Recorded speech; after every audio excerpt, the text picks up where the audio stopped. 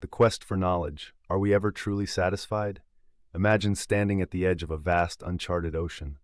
The waves beckon you, their gentle rhythm promising discovery. Each drop of water conceals vibrant mysteries, new worlds waiting to be explored. And yet, with every discovery you make, the shoreline recedes, revealing even greater depths. Herein lies the paradox of knowledge. As we delve deeper, we often find ourselves yearning for more, never fully satisfied by what we uncover. This quest, this never-ending pursuit of knowledge, has consumed humanity for centuries. Socrates, the father of Western philosophy, famously claimed that the unexamined life is not worth living. His method of incessant questioning illuminated the idea that true wisdom lies in recognizing our own ignorance. But as we seek answers, do we not often find ourselves overwhelmed by more questions? Is the exploration of knowledge a liberating journey, or does it lead us to a deeper sense of inadequacy? Consider the views of Immanuel Kant, who argued that our understanding of the world is always mediated by our senses and reason. For him, knowledge can never yield complete certainty, as we are confined within the limits of human perception. This perspective suggests that our thirst for knowledge, although noble, is ultimately unquenchable because it is constrained by our very nature. As we reach for the stars, do we not also confront the vastness of our understanding, leaving us perpetually yearning for what lies just beyond our grasp?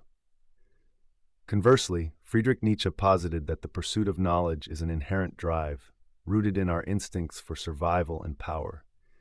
He believed that knowledge can empower individuals, shaping realities and creating meanings. Yet, this drive can also lead to nihilism, a sense of despair in the face of overwhelming uncertainty. As we seek to push the boundaries of our understanding, do we risk abandoning our contentment in the very things we once held dear? In contemporary society, the quest for knowledge manifests through constant information consumption.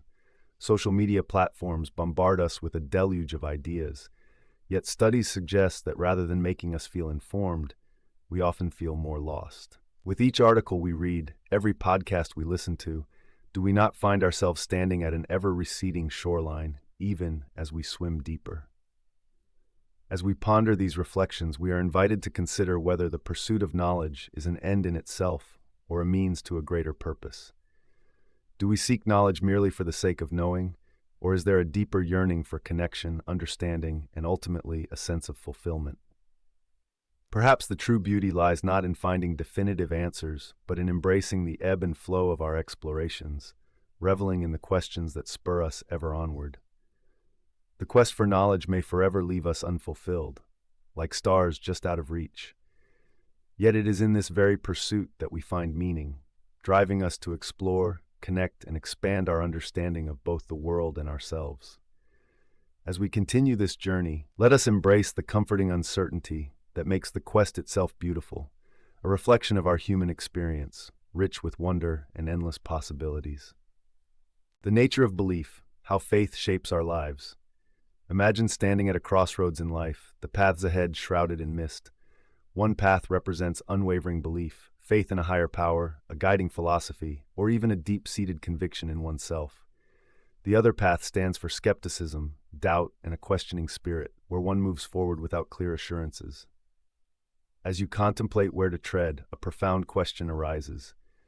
How does our belief, or lack thereof, shape not only our choices, but also the very fabric of our identities? Belief is a powerful force that shapes our perception of the world. The philosopher William James described faith as an act of will, a leap that one takes amidst uncertainty. For James, belief cannot simply be reduced to rational thought. It is a dynamic interplay between emotion, experience, and the deep human desire for meaning. In contrast, Nietzsche famously proclaimed that God is dead, urging individuals to embrace a life devoid of external belief systems. For him, it is through the exercise of free will and personal authenticity that we can craft our own moral compass. Contemporary discussions on belief often highlight the psychological and social dimensions. Psychological studies suggest that belief can significantly influence our mental well-being. People who maintain a strong sense of faith, whether in religion, community, or personal values, often report higher levels of overall happiness and resilience. Yet those who reside in ambiguity may grapple with anxiety and a sense of isolation, questioning their role in an indifferent universe. This raises another philosophical consideration. Does belief offer comfort, or does it bind us to a narrative that perhaps stifles the exploration of alternative truths? Examining faith in various traditions reveals a complex tapestry of beliefs. In Buddhism, for example, the emphasis is less on the divine and more on trust in the path towards enlightenment. The essence of belief here lies in the pursuit of understanding, impermanence, and compassion, challenging the notion that belief must always be tied to deities. Conversely, figures like Søren Kierkegaard forcefully argue that authentic faith is inherently paradoxical, marked by a profound leap into uncertainty, where doubt and belief coexist harmoniously. In modern society, we witness the rise of secular beliefs and personalized faith systems. Individuals curate their belief frameworks, blending elements from various philosophies, an amalgamation born from diverse experiences in an interconnected world. Yet this pluralistic landscape also presents challenges as conflicts arise between differing belief systems. How can we navigate this complexity while honoring our own convictions and those of others? As we return to our visual crossroads, the question remains: what role do our beliefs play in shaping the journeys we undertake? Are they guiding lights illuminating our paths, or are they shadows that may cast doubt upon our true selves? In this moment of reflection, perhaps the most profound answer lies in the pursuit of continual exploration, a journey that invites us to examine, refine, and evolve our beliefs in an ever-changing world. The complexity of human relationships, connection or conflict. Imagine standing on the edge of a vast ocean, gazing at the horizon where the sky meets the water. The waves dance with the light of the setting sun, whispering secrets of connection and disconnection. Within this tranquil scene lies an eternal question. Are human relationships primarily about connection or conflict? Is our innate desire for intimacy a balm to soothe our loneliness, or a struggle that constantly threatens to fracture our bonds? This complexity of human relationships invites us to explore a fundamental philosophical dilemma. On one hand, the bonds we form with others can elevate our existence, fulfilling the basic human need for connection. Philosophers like Martin Buber emphasize the I-thou relationship, a profound engagement with others that transcends mere transactional interactions. According to Buber, in genuine relationships, we encounter the other person as a whole being, fostering empathy and understanding. Yet, lurking beneath this ideal is a stark reality. With connection often comes conflict. As French philosopher René Girard suggests, human relationships are riddled with mimetic desire, the tendency to imitate one another, leading to rivalry and conflict. When we envy what others possess, our connections can devolve into competition. This notion highlights that the very relationships that bring us joy can simultaneously provoke pain, turning friends into adversaries in a heartbeat. Consider the modern world we inhabit, with social media platforms that bring people together even as they create rifts. We are connected more than ever, yet the superficial interactions can foster feelings of isolation and misunderstanding. The digital landscape invites conflict, where miscommunications can spiral into fractures of trust, leaving us yearning for genuine intimacy amid a cacophony of voices. Moreover, the idea of connection versus conflict is emotionally charged on an individual level. From familial bonds to friendships, we experience the push and pull of love and resentment, acceptance and rejection. Think of the ancient Greek tragedies, plays that showcase the agony of human relationships where love often begets conflict, suggesting that our desires can be sources of both harmony and discord. Perhaps this is what Virginia Woolf captured in her writings, highlighting the beauty and tumult of shared experiences in relationships.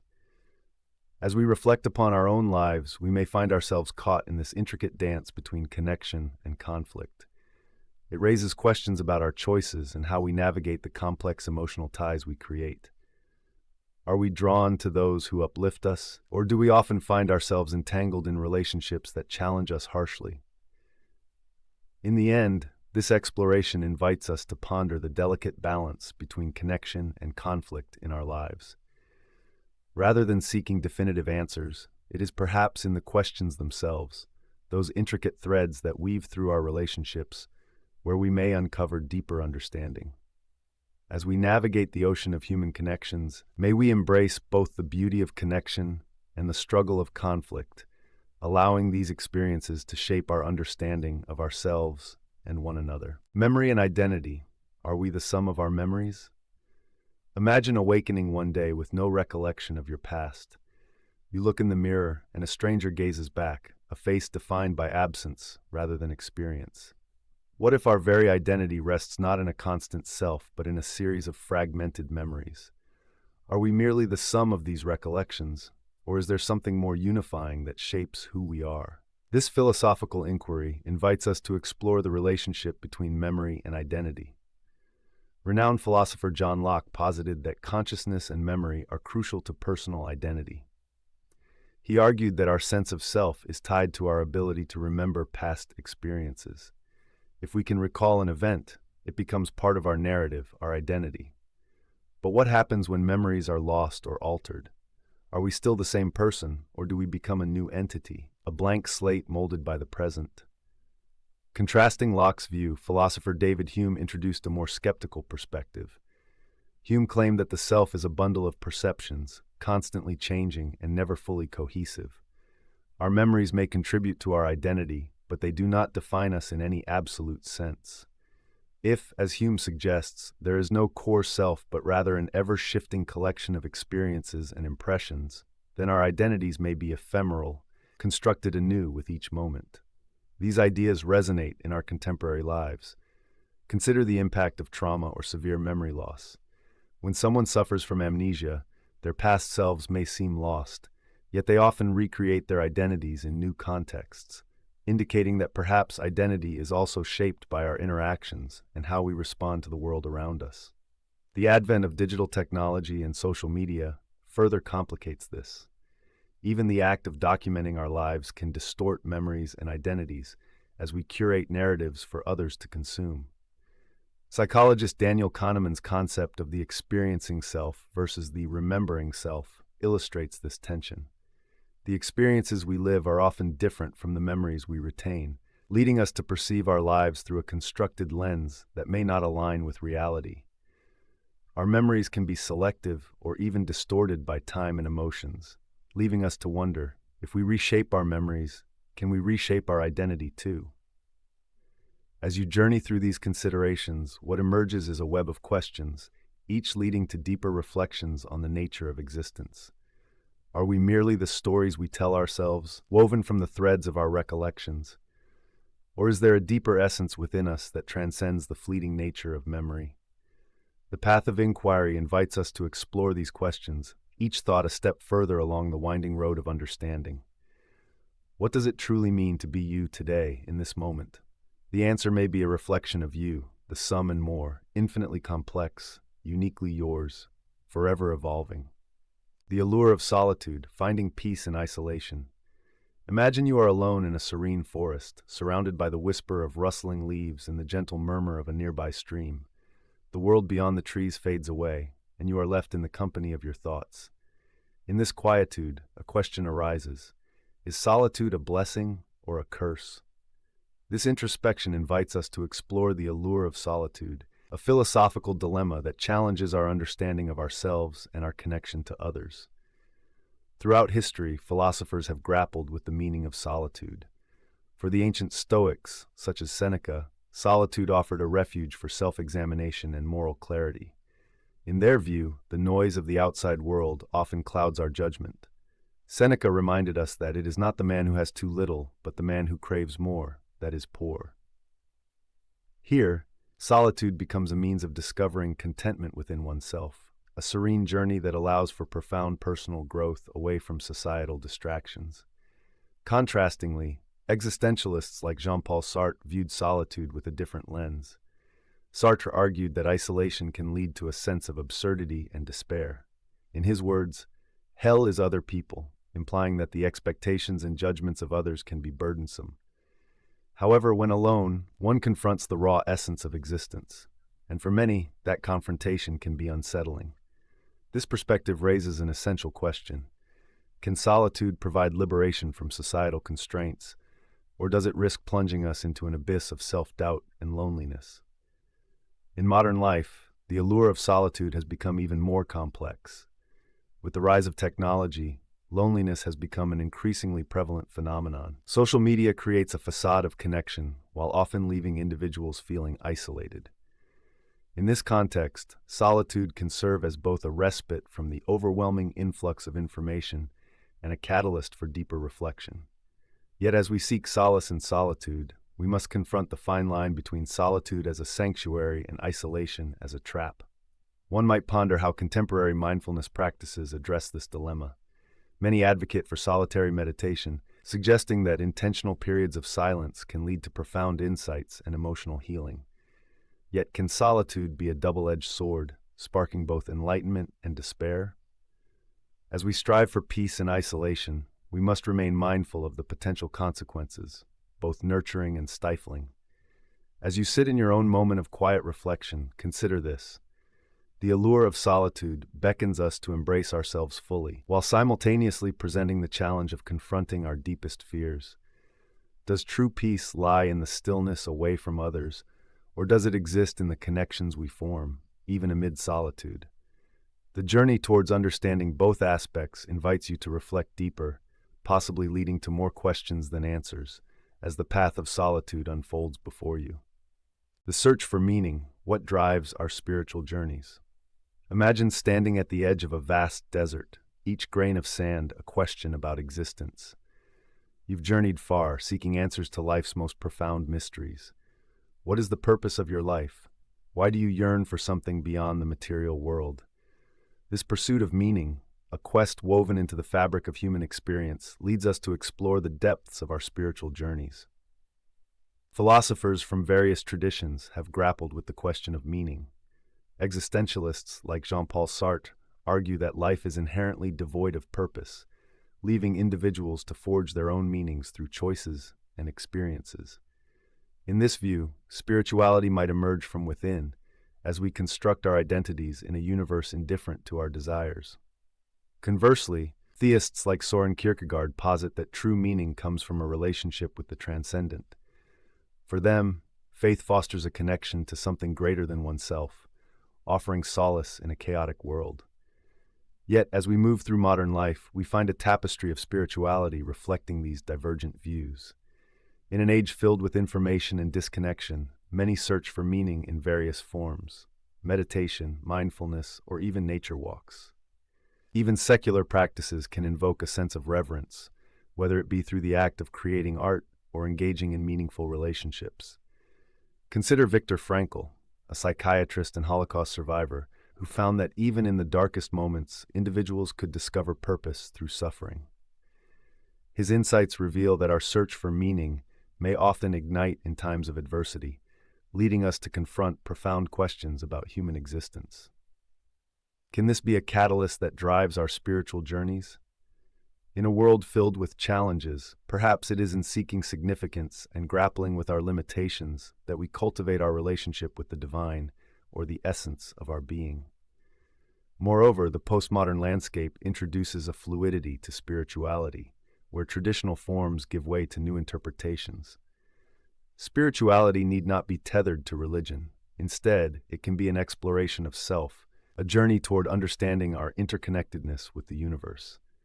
As we embrace diverse beliefs and practices, we unlock the doors to multiple paths that lead us toward a more intimate understanding of our purpose. Yet this journey remains inherently open-ended. Questions linger. Is our search for meaning an innate drive, or simply a reflection of our human condition? Can a secular life hold the same depth of spirituality as a faith-driven existence? As we ponder these questions, we may find comfort not in definitive answers, but in the journey itself, an ongoing exploration of transcendent echoes in our minds, a gentle reminder that the search for meaning is as significant as any conclusion we might reach. The influence of culture. Is our identity inherited? Imagine a child growing up in a small, insular community, surrounded by traditions, beliefs, and narratives that define their world. Now envision another child from a vibrant, multicultural city, steeped in varied customs and perspectives. How do these environments shape these children's identities? As they grow, is their identity inherited from their surroundings, or do they develop it through personal choice and experience? This brings us to a profound philosophical dilemma. To what extent is our identity determined by the cultures we inherit, and how much control do we truly have over who we become? The discussion of identity and culture has captivated philosophers for centuries. One perspective comes from David Hume, who argued that our identity is a collection of impressions shaped by experiences and interactions. According to Hume, we are constantly influenced by our environment, implying that the identities we form are not entirely our own. They are stitched together from the narratives of our culture and community. In this sense, one could argue that much of who we are is indeed inherited, bound tightly to the traditions we are born into. Conversely, existentialist thinkers like Jean-Paul Sartre would challenge this notion, asserting that existence precedes essence. Sartre believed that individuals are free to shape their identity, regardless of cultural constraints. For him, personal choice and responsibility are pivotal. We are not merely products of our culture, but active participants in defining who we are. This tension between inherited identity and personal agency invites us to ponder: can we truly break free from the influences of our upbringing, or do we carry the weight of our cultural legacies throughout our lives? In the modern world, this dilemma takes on new dimensions. Consider a globalized society where an eclectic blend of cultures exists alongside traditional values. Individuals often find themselves negotiating their identities, perhaps feeling torn between familial expectations and their desire to express a unique self. A young Muslim woman in a Western city may feel the pull of her cultural heritage while aspiring to embrace new ideas about femininity and autonomy. How does she balance these often clashing influences? Yet, as we explore these questions, it is crucial to recognize that culture doesn't simply impose limits, it can also empower. Many find strength in shared identities, drawing on cultural narratives that inspire resilience and community. The stories we inherit can provide comfort and grounding, even as we seek to carve our own paths. As we reflect on the influence of culture on identity, we might find it necessary to embrace the paradox that defines our existence, that we are shaped by inherited legacies while simultaneously shaping ourselves. Are we the sum of our cultures, or are we the authors of our stories, writing fresh chapters with each passing day? Perhaps the journey lies not in finding a definitive answer, but in exploring the delicate interplay between the connections we inherit and the identities we choose for ourselves. The societal impact of failure. Does it shape or break us? Imagine a world where every mistake we make is instantly visible. A slip of the tongue in an important meeting, a poorly executed project reveal on a grand stage, or a failed relationship played out in public. How does society react to these failures? Do we view them as stepping stones to growth, or do we impose judgments that leave lasting scars? The societal impact of failure, therefore, becomes a profound dilemma. Does it shape us into stronger beings, or does it break us under the weight of expectation and shame? In many philosophical circles, the notion of failure is often linked to the idea of resilience. Friedrich Nietzsche famously asserted that, "What does not kill me makes me stronger," suggesting that obstacles, including failures, can cultivate strength of character and insight. From this perspective, failure is seen as an essential part of the human experience, a catalyst for growth and self-discovery. Each setback invites introspection and encourages individuals to reassess their goals and beliefs. Yet the societal lens through which we view failure can complicate this notion.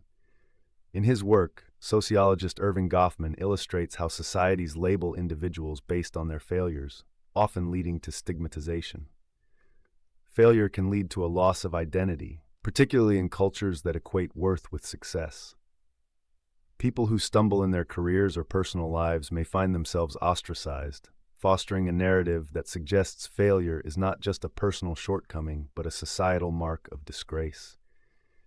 In contrast, consider the philosopher John Stuart Mill, who advocated for freedom of expression and the necessary role of dissenting opinions in the pursuit of truth. In this context, failure ought to be welcomed. The initial missteps are viewed not just as personal afflictions, but as collective learning opportunities that contribute to societal progress. Society thrives when individuals feel free to fail and try again, promoting innovation and creativity. Yet the consequences of failure can stir real-world implications, especially in the age of social media, where failures can be amplified and immortalized. A person may feel exposed, not just to personal judgment, but to a relentless public scrutiny that can exacerbate feelings of inadequacy. In this digital era, the line between private shame and public discourse blurs, often leading to anxiety and depression. So where does this leave us? Is failure merely a difficult chapter in our lives, fueling resilience and growth, or does it perpetuate a cycle of judgment that diminishes our spirit? Perhaps these philosophical questions highlight a deeper understanding that failure is a multifaceted phenomenon. It can be both a teacher and a tormentor, contingent upon the narratives we create around it and the environments we inhabit. Ultimately, the dilemma posed to ponder our own experiences with failure and its societal implications. When we confront our shortcomings, do we view them as opportunities for growth or as burdens that shape our identities in limiting ways? In this quiet reflection, we may discover deeper truths about ourselves and the society we inhabit, reminding us that within the complexities of failure lies the potential for profound understanding. The journey of aging, acceptance and reflection. Imagine standing on a coastal cliff, the sun setting in the horizon, casting golden hues across the sky. You watch as the waves crash against the rocks below, an eternal cycle of rise and fall. As you observe this natural rhythm, a question emerges. What does it mean to age, to embrace the journey of life as it inevitably progresses toward its final destination? Aging is often seen as a burden, a decline marked by loss of vigor, beauty, and sometimes even memory. But what if we reframe this narrative? Philosophers like Martin Heidegger invite us to consider aging not merely as deterioration, but as a profound process of becoming. Heidegger's notion of being toward death emphasizes that our awareness of mortality shapes our existence, urging us to find meaning in every moment. Aging, then, can be a time of wisdom, where the inevitability of death compels us to live more fully, to cherish experiences that define us. Contrastingly, existentialists such as Jean-Paul Sartre stress the notion of authenticity through choices made in life. As we age, we encounter countless moments requiring us to affirm our own existence rather than simply conforming to societal expectations of aging. Sartre reminds us that our essence is forged through these choices. Do we embrace our age, or do we resist it, perhaps clinging to a youth we can never regain? The struggle is real, a tension felt profoundly as wrinkles form and bodies change. In today's world, the journey of aging intersects with cultural attitudes that often glorify youth.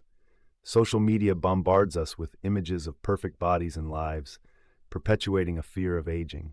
This external pressure can lead to denial and regret. Yet, modern thinkers like Brené Brown encourage us to lean into vulnerability, suggesting that embracing our imperfections is crucial for genuine connections. Acceptance of our aging process allows for deeper reflections on identity, legacy, and love. Consider the insights of philosopher Susan Sontag, who advocated for reimagining the narrative surrounding aging and illness. She believed that societal perceptions shape our understanding of experience itself. As we accept aging, we can also challenge the stigma surrounding it, recognizing that the wisdom gained from years lived can foster resilience and empathy. The journey of aging becomes an opportunity for storytelling, a chance to narrate our lives with authenticity and courage. But what remains unresolved in this exploration? Is acceptance enough, or does it mask a deeper yearning for meaning?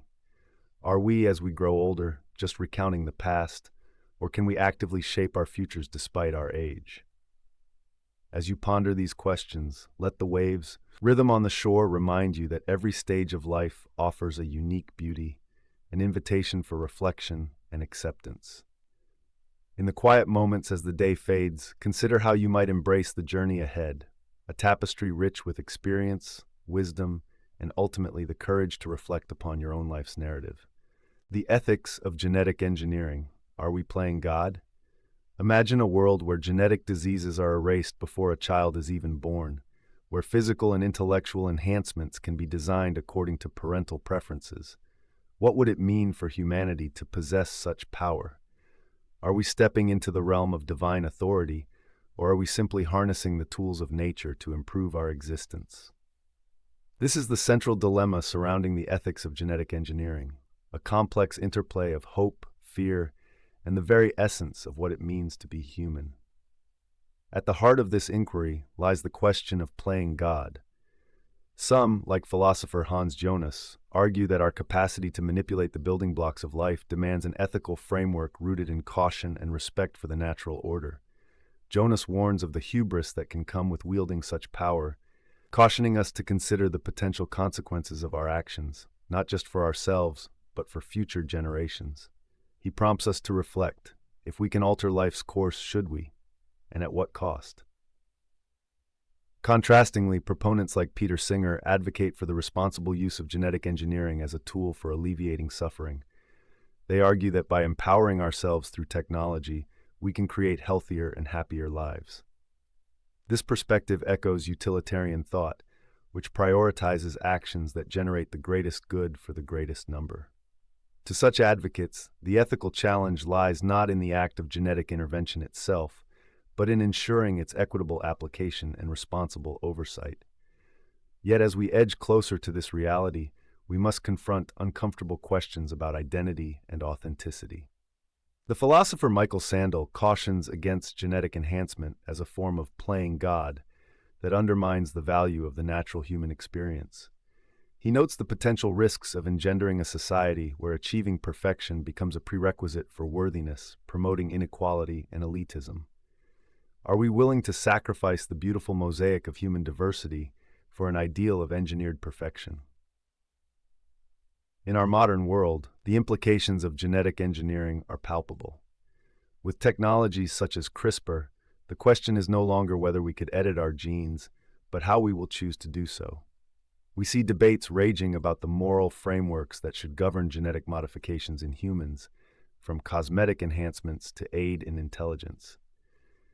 Instances of gene editing for certain traits, even among non-diseased embryos, further muddy the waters, raising ethical dilemmas that society must confront head-on. As we wander through this moral landscape, we are left with more questions than answers. What responsibilities accompany our newfound powers? Are we capable of governing our advancements wisely, or might we create a world rife with unintended consequences? In our quest for control over our biology, do we risk losing our very essence, becoming disconnected from the very experiences that bind us as human beings? So, as you ponder this ethical quandary, the intersection of human ambition and the natural order, allow yourself to reflect on your own beliefs.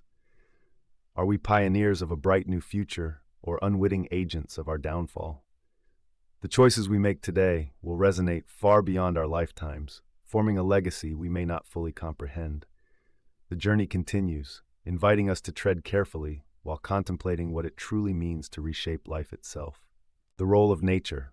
What does it mean to be connected? Imagine walking through a dense, ancient forest. Sunlight filters softly through the canopy, illuminating the vibrant moss and the rich earth beneath your feet. You pause, inhaling the fresh, earthy scent of the air. In that moment, a question arises. What does it truly mean to be connected to nature? Are we mere visitors in this world, or is there an inherent bond that ties us to the earth, its creatures, and each other? The concept of connection to nature transcends a simple relationship with our environment. It delves into a profound philosophical inquiry about existence itself. Many thinkers, such as the Romantic poet William Wordsworth, celebrated nature as a source of inspiration and spiritual renewal. To him, the natural world was a teacher, offering lessons in humility, beauty, and interconnectedness. This perspective posits that one's sense of self is deeply entwined with the ecosystem, suggesting a communal being where every particle influences and shapes our very essence. In contrast, the modern worldview often promotes a more transactional relationship with nature, where the environment becomes a resource to be exploited rather than a community to which we belong. This perspective echoes the views of utilitarian philosophers like John Stuart Mill, who focused on the greatest happiness principle, but often overlooked the intrinsic value of nature itself. In our pursuit of happiness, are we risking disconnection from the natural world, forgetting that our well-being is intimately tied to its health? This dilemma finds contemporary relevance as we navigate climate change, habitat loss, and pollution. The fate of the Earth seems alarmingly interconnected with human existence. Our actions resonate far beyond our immediate surroundings, affecting future generations and ecosystems alike. Yet how often do we pause to reflect on our role in this web of life? The philosopher Martin Heidegger reminds us that, rather than being mere observers, we are participants in a larger ecological narrative, a notion that can invoke a sense of ethical responsibility. The question, then, is not merely about the physical connection we have with nature, but how we define our presence within it. Are we living in harmony with our surroundings, or have we become detached and alienated, forgetting that our very sustenance depends on a vibrant, thriving ecosystem? As you ponder these thoughts, consider the duality of connection. Does being connected to nature equate to understanding and embracing its complexity, or can a simple appreciation of beauty suffice? What if our relationship with nature involves both harming and healing, creation and destruction? In this serene moment in the forest, you might feel a sense of belonging, an acknowledgement that your breath mingles with the wind rustling through the leaves. This connection invites you to question not only how you interact with nature, but how this interaction shapes your understanding of who you are. As you step back into the world, the answer may elude you, but the journey of seeking connection remains a continuous reflective exploration, one that has no final destination. The stories we tell ourselves, shaping our personal narratives. Imagine you are in a quiet cafe, the aroma of freshly brewed coffee enveloping you as you take a moment to reflect on your life. Each sip invites thoughts of your journey, experiences of love, loss, triumph, and failure. But have you ever considered how these narratives shape who you are?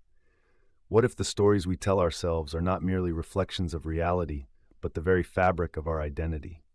How do these narratives influence our perceptions, our actions, and ultimately, our well-being? The concept of personal narratives is not only a psychological idea, but a philosophical one as well. Our narratives shape our self-conception, guiding us through life's complexities. Writers like the philosopher Paul Ricoeur suggest that storytelling is fundamental to our human experience, enriching our understanding of ourselves and the world. For Ricoeur, the stories we craft become a mirror, reflecting our values, aspirations, and fears. If we construct our lives as narratives, what happens when we alter those stories? One contrasting perspective comes from existentialists like Jean-Paul Sartre, who argue that existence precedes essence. According to Sartre, we are not born with a predefined identity. Instead, we continuously create ourselves through our choices. Here, the narrative becomes fluid, a screenplay constantly under revision. The importance lies not in the story itself, but in our freedom to rewrite it. Yet if we embrace this freedom, do we risk losing the grounding provided by our past? In contemporary society, this philosophical tension resonates deeply. We craft personal brands on social media, curating images and stories that highlight our achievements while masking our struggles. In this digital age, narratives can be both empowering and constraining. They allow us to connect with others, yet they can also confine us to roles we feel compelled to perform. Are we authentic in our storytelling, or are we merely echoing societal expectations? Consider the tale of Viktor Frankl, who in the concentration camps of World War II discovered that those who found meaning in their suffering could endure unimaginable pain. Frankl's reflections in Man's Search for Meaning emphasize the profound impact of narrative on our resilience. When we shape our suffering into a story of hope, we can transcend even the darkest moments. Yet, how do we reconcile this with the stories of those who succumb to despair? As we ponder the narratives we inhabit, we find ourselves facing an open question. Are we the authors of our lives, or are we merely characters in a story written by external forces, society, culture, fate? This delicate interplay invites us to examine the role of agency and the influence of context. In the end, the stories we tell ourselves are powerful tools of creation and reflection. They shape our realities, but they are also malleable, a canvas upon which we can paint fresh perspectives. Are we ready to embrace the complexity of our narratives and the possibilities they offer? Perhaps the greatest insight lies not in the answers we seek, but in the questions we continuously explore as we journey through the ever-unfolding story of our lives. The concept of infinity. Can we truly grasp it? Imagine standing on the shore of an endless ocean, gazing out at the horizon where the sky meets the water. You know there is no end, no final, definitive shore, yet the infinite expanse before you fills your mind with both wonder and unease. Can we comprehend something so vast? Is infinity merely a mathematical concept, or does it hold deeper philosophical implications about our existence? This contemplation of infinity intrigues philosophers from the ancient Greeks to contemporary thinkers. Aristotle, for instance, distinguished between actual infinity, something that exists in completion, and potential infinity, which represents an endless process, like counting forever. The paradoxes surrounding infinity challenge our ability to form concrete thoughts about it. Can our minds grasp something without limits when our experiences and understanding are fundamentally finite? Consider the nature of the universe. Modern cosmologists suggest it may be infinite in all directions, an ever-expanding space stretching beyond our perception. Yet even this scientific exploration invites philosophical inquiry. If the universe is infinite, what does that mean for our place within it? Are we mere specks in an unfathomable void, or does our consciousness matter in the grand scheme? Martin Heidegger posited that the realization of our finite existence against an infinite backdrop prompts questions about meaning, purpose, and our relationships to the cosmos. In mathematics, infinity serves as a crucial, compelling notion, especially in calculus. Mathematicians like Georg Cantor introduced the idea of different sizes of infinity, a mind-bending proposition. For example, the set of all real numbers is uncountably infinite, while the set of natural numbers is countably infinite, leading to the conclusion that not all infinities are created equal. If we allow ourselves to fully inhabit this mathematical landscape, can we begin to understand the implications of infinity on our own consciousness and beliefs? Yet grappling with infinity also invites unease. It conjures fears of chaos and disorder, an endless loop without resolution. If everything is potentially infinite, what does that mean for hope, for love, for our desire for closure and understanding? The existentialists, such as Jean-Paul Sartre, examined the anxiety that arises from confronting a universe devoid of inherent meaning. How does this interplay between our finite lives and the infinite cosmos affect our understanding of existence? As we ponder the concept of infinity, we may find ourselves caught in a tapestry of profound questions, each thread leading to deeper reflections. What can infinity teach us about the limits of human understanding, the vastness of our experiences, and the nature of existence itself? Embracing the infinite may evoke a sense of both liberation and discomfort, reminding us that perhaps it's not about reaching a definitive answer, but continually exploring the depth of our thoughts. In this quiet contemplation, we find ourselves at the edge of that infinite ocean, aware that while its depths may never be fully grasped, the journey to understand it invites us to delve deep within ourselves, exploring the very essence of what it means to be human in an ever-expanding universe. The power of imagination, constructing new realities. Imagine a world where the limitations of our physical surroundings dissolve and the very fabric of reality bends to the contours of our thoughts. Visualize standing atop a mountain made of clouds, walking through an ethereal forest shimmering with colors unseen in nature, or conversing with the long-lost heroes of history. In these moments, we unveil a profound philosophical question. What power does imagination hold in shaping our realities? Imagination is often seen as a mere escape, an ephemeral flight from the constraints of the mundane. Yet many philosophers argue that it plays a vital role in molding not only personal experiences, but also societal change. Immanuel Kant, for instance, emphasized the imagination's role in organizing sensory experiences, suggesting that our mental faculties actively contribute to our understanding of the world. Through imagination, we interpret existence, enabling us to visualize potential futures or reconsider past failures. Contrastingly, John Stuart Mill provided a utilitarian perspective on imagination's power. He proposed that it is not merely a private muse, but a powerful catalyst for innovation and social progress. By imagining alternatives to the existing state, individuals are inspired to enact change. For Mill, imagination is foundational to developing new ideas that can enhance overall happiness and democratize thought. This juxtaposition raises a thought-provoking dilemma. Does imagination serve primarily to escape or to innovate?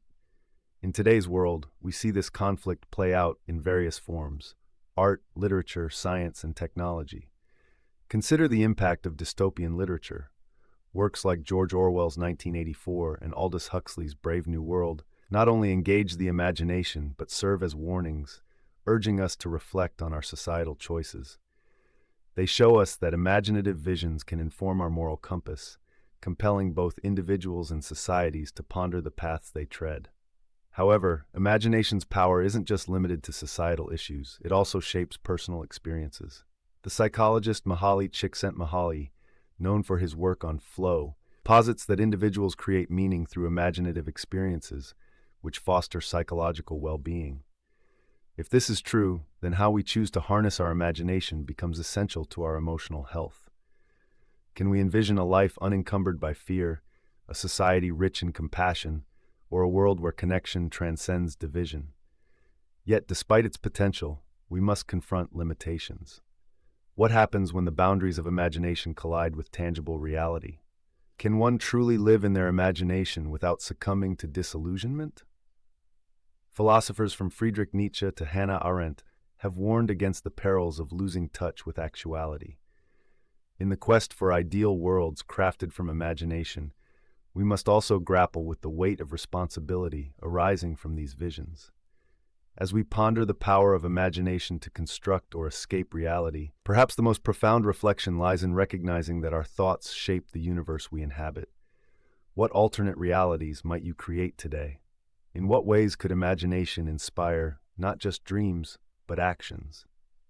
The journey of exploration remains endless, as every thought may open a door, and every door invites us to reflect further. The complexity of identity. Who are we, really? Imagine for a moment that you wake up one day in a different body, a new vessel that looks entirely unlike the one you inhabited yesterday. The reflection in the mirror shows a stranger, yet inside, you feel the same thoughts, memories, and emotions you carried before. Are you still the same person? Or has your identity shifted unrecognizably with this change in physical form? This scenario invites us to ponder the intricate fabric of identity and what it truly means to be you. The philosophical exploration of identity has perplexed thinkers for centuries. John Locke famously proposed that our identity is tied to our consciousness.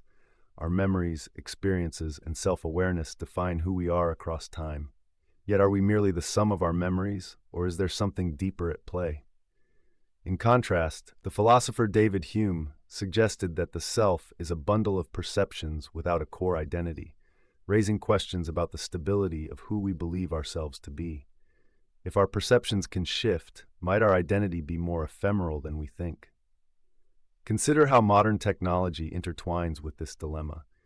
Social media platforms allow us to cultivate curated identities, projecting carefully crafted versions of ourselves to the world. Yet, beneath these displayed personas, do we stay authentically connected to our true selves? This disconnect resonates with the notion of the multiple selves, where we present different facets of our identity depending on context, at work, at home, or in public. Are we then performative beings, adapting to the world around us, or is this fluidity an essential part of our identity? Cultural and societal influences further complicate our understanding of identity.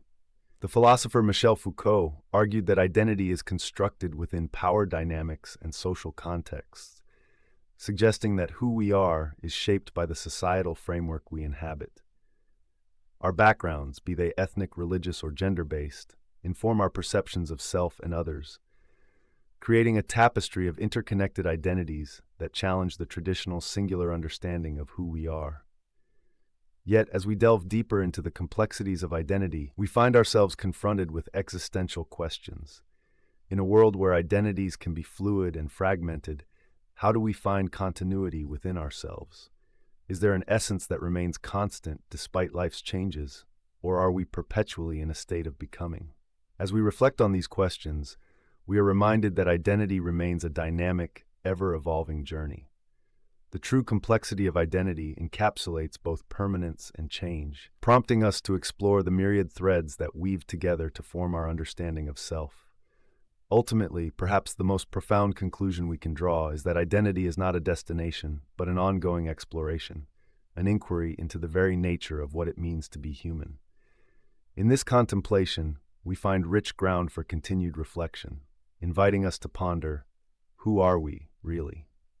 Existentialism, finding meaning in a chaotic world.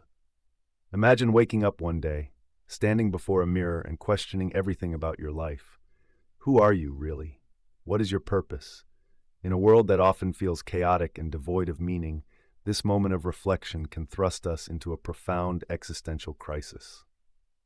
Existentialism, a philosophical movement that blossomed in the 20th century, invites us to embrace this discomfort and seek meaning, not imposed from outside, but forged from within ourselves. At its core, existentialism wrestles with the idea of existence preceding essence. The French philosopher Jean-Paul Sartre famously asserted that we are condemned to be free. This freedom, while exhilarating, comes with the heavy burden of responsibility. In a universe that offers no predetermined purpose, it is up to each individual to carve out their own meaning. This idea can be unsettling. We suddenly realize that our choices define us, and the weight of this realization can feel overwhelming. Yet contrast this with the comforting notions found in religious or deterministic frameworks. For instance, many religions propose a divine plan or a set of moral guidelines that impart inherent meaning to life. The philosopher Søren Kierkegaard, often considered a precursor to existentialism, wrestled with faith and the leap to believe in a higher purpose. His struggles exemplify a deep yearning for meaning, reminding us that even amid chaos, there exists a pursuit of something greater. In today's fast-paced world, where distractions abound and existential doubts are common, the relevance of existentialism is more pronounced than ever. Social media offers curated lives that can make our own feel inadequate. The existential crisis feels imminent as we grapple with questions of authenticity amidst a chorus of voices telling us who to be. What happens when we realize that life isn't scripted? We are left with the chance to write our own narrative, one that is authentic and true to ourselves. The concept of absurdism, championed by Albert Camus, further adds depth to our exploration. Camus believed that life is inherently meaningless, but instead of despairing, we should embrace this absurdity. He famously illustrated this with the myth of Sisyphus, condemned to eternally roll a boulder up a hill, only for it to roll back down. Rather than viewing Sisyphus as a tragic figure, Camus invites us to see him as a hero, finding joy and meaning in the struggle itself. As we navigate through life's uncertainties, we are left with an open question. How do we create meaning in a world that often seems indifferent to our existence? While existentialism acknowledges our freedom to define ourselves, it also asks us to confront responsibility. Our choices, however small, resonate through our lives and the lives of others. In this journey of self-discovery, we might find that meaning lies not in grand narratives, but in our everyday experiences, connections, and the quiet choices we make. Perhaps the beauty of existentialism is the invitation to reflect and engage with these questions, leaning into the uncertainty while crafting our unique meanings in a chaotic world. And so we close this chapter yet leave you pondering, what does it mean for you to live authentically amidst the chaos? The role of art. Is creativity essential to human experience? Imagine walking through a quiet gallery, the air filled with the scent of varnish and the gentle hum of distant conversations. You pause before a vibrant painting that speaks volumes without uttering a single word. It draws you in, evoking memories of laughter, sorrow, and joy, blending your personal narrative with the artist's vision. Now, linger on this thought. If art can unlock such profound emotions, is creativity an essential aspect of what it means to be human? This question touches the very core of our existence, as it beckons us to ponder the role of creativity in our lives. Philosophers like Friedrich Nietzsche emphasize the significance of artistic expression, suggesting that creativity is a means of asserting one's individuality and grappling with life's chaos. For Nietzsche, art transcends mere beauty. It serves as an essential medium through which we give meaning to our experiences. Contrastingly, some thinkers, such as the utilitarian philosopher John Stuart Mill, argue that creativity is beneficial but not strictly necessary for a fulfilling life. Mill posited that the pursuit of pleasure and avoidance of pain is central to human experience, an assertion that raises questions about the inherent value of creativity. If art is a mere adornment to a life well lived, can a life devoid of creativity still be rich and meaningful? In our modern world, these philosophical ideas resonate deeply. From vibrant street murals to cinematic storytelling, creativity permeates our daily lives, allowing us to explore complex societal themes and personal narratives. The rise of social media platforms has democratized artistic expression, enabling a diverse array of voices to share their perspectives. Yet, while we celebrate this explosion of creativity, we must consider, does the sheer volume of art detract from its significance? Or does it reinforce the notion that creativity is indeed essential to our shared humanity? Yet, what of those who find their lives marked by practicality, navigating routines devoid of artistic engagement? Think of individuals tethered to unyielding jobs and commitments, their time consumed by obligations. Can they still tap into creativity within those confines, finding meaning in the mundane? Or do they risk living within a hollow existence, one that neglects the depths of human experience? As we reflect on the role of art and creativity, we recognize an intriguing paradox. While some may argue that creativity is indispensable for a fulfilling life, others suggest that meaningful experiences may arise even in its absence. Does this imply that the act of creation is essential to human nature, or is it merely one of many paths toward understanding our existence? Ultimately, the role of art in the human experience invites us to delve into a realm of contemplation, challenging us to question the very essence of what it means to live authentically. As we ponder this delicate balance, we may find ourselves drawn into an ongoing dialogue, one that encourages us to explore our own creative impulses and the rich tapestry of life that awaits us beyond our comfort zones. The science of forgiveness, healing through letting go. Imagine carrying a heavy backpack filled with stones, each representing a grievance, a hurt, or a betrayal. With every step through life, the weight increaseth, creating discomfort and fatigue.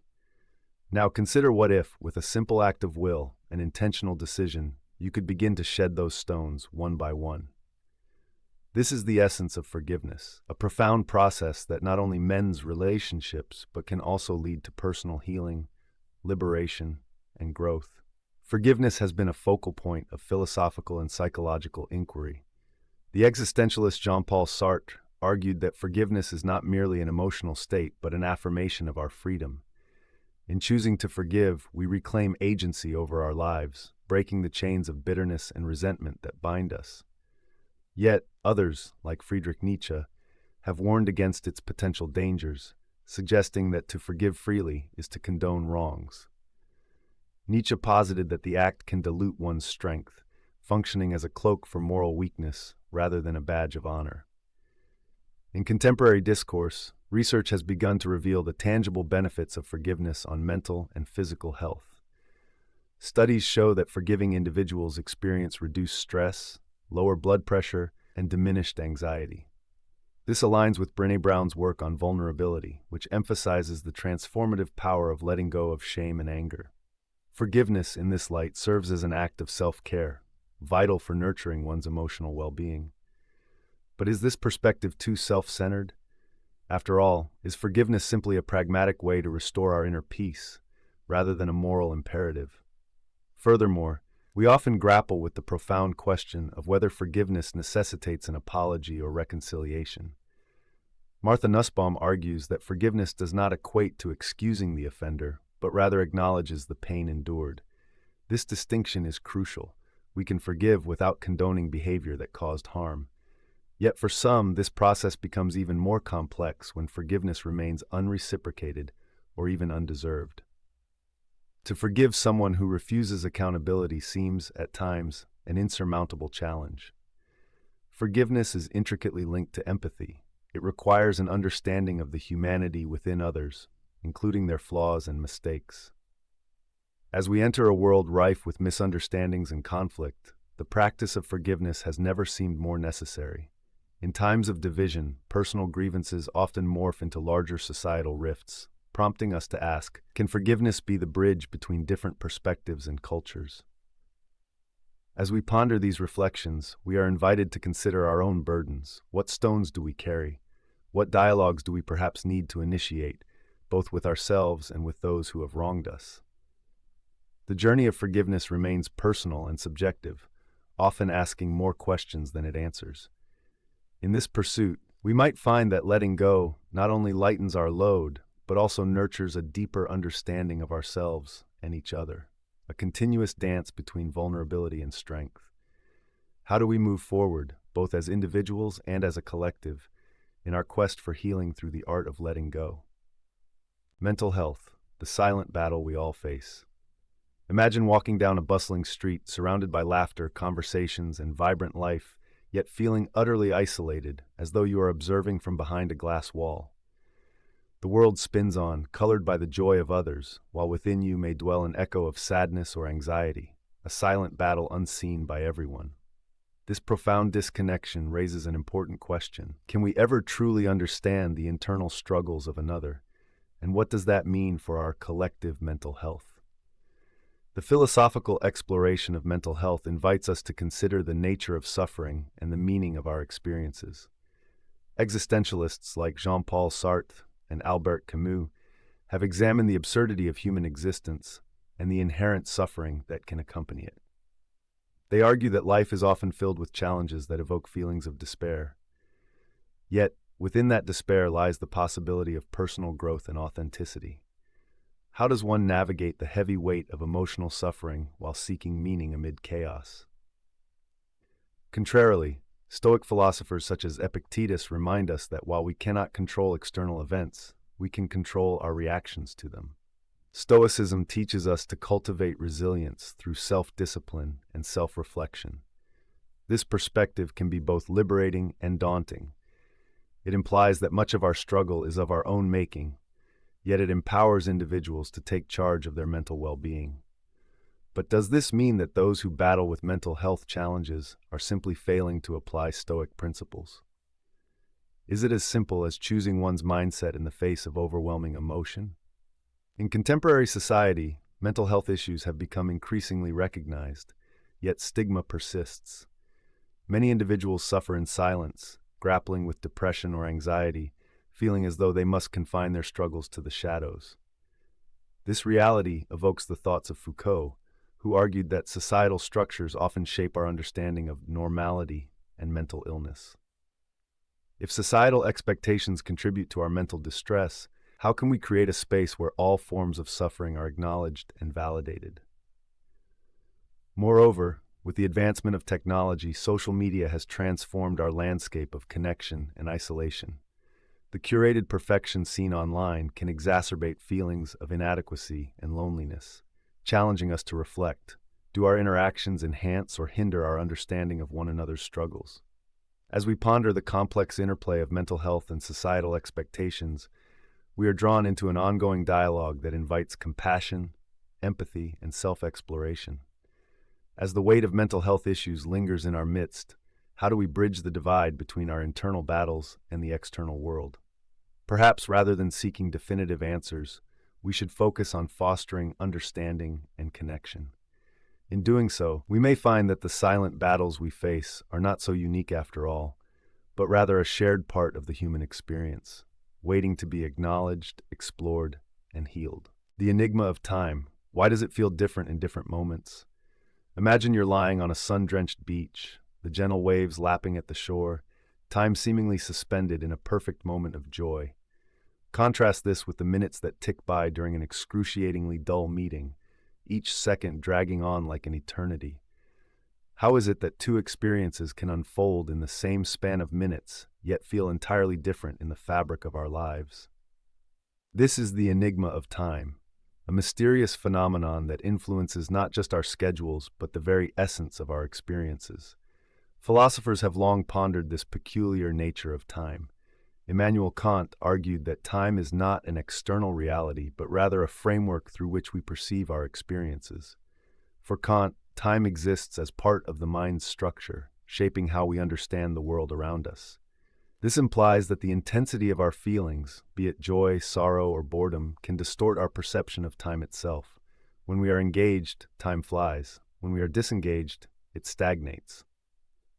In contrast, Henry Bergson offered a different perspective, distinguishing between measured time, the scientific clock-driven version, and lived time, which is shaped by our emotional experiences. Bergson viewed lived time as fluid and elastic, expanding and contracting based on the richness of our experiences. Experiences filled with joy might seem fleeting, while those marked by anxiety can stretch endlessly.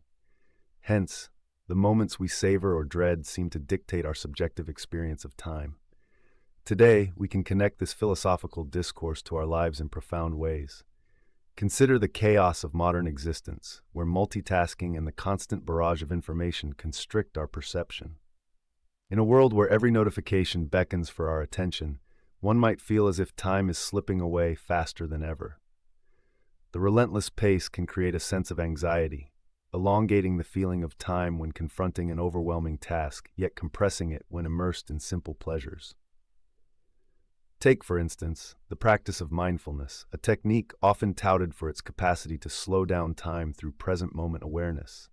When we pause to fully engage with our surroundings, the mystery deepens, and we may find that our days become richer, each moment a tapestry woven with nuances that we often neglect.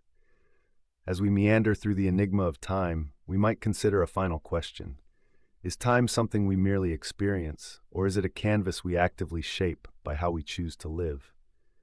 The mere utterance of such a question invites us into a continual introspection. Perhaps the answer lies not in understanding time as a fixed commodity, but in recognizing our role in crafting moments that resonate deeply. So as you reflect on your own experiences of time, what might you discover about how you navigate through the ebb and flow of life? The debate on free will: do we choose or are we chosen? Imagine standing at a crossroads, a gentle breeze swirling around you. Each path before you represents a different future, each a consequence of choices yet to be made. As you take a step forward, a thought quietly tugs at the corners of your mind. Do you truly possess the power to choose your direction, or is every step you take, every decision you make, simply the unfolding of a preordained path? This is the heart of the free will debate, a profound philosophical dilemma that has lingered in human consciousness for centuries. At its core, the question of free will asks whether we are autonomous agents capable of making choices independent of external influences, or if our actions are determined by a complex web of genetics, environment, and past experiences. The ancient Stoics, for example, emphasized the significance of inner virtue and rationality in shaping ethical behavior. To them, true freedom lies in aligning one's desires with reason.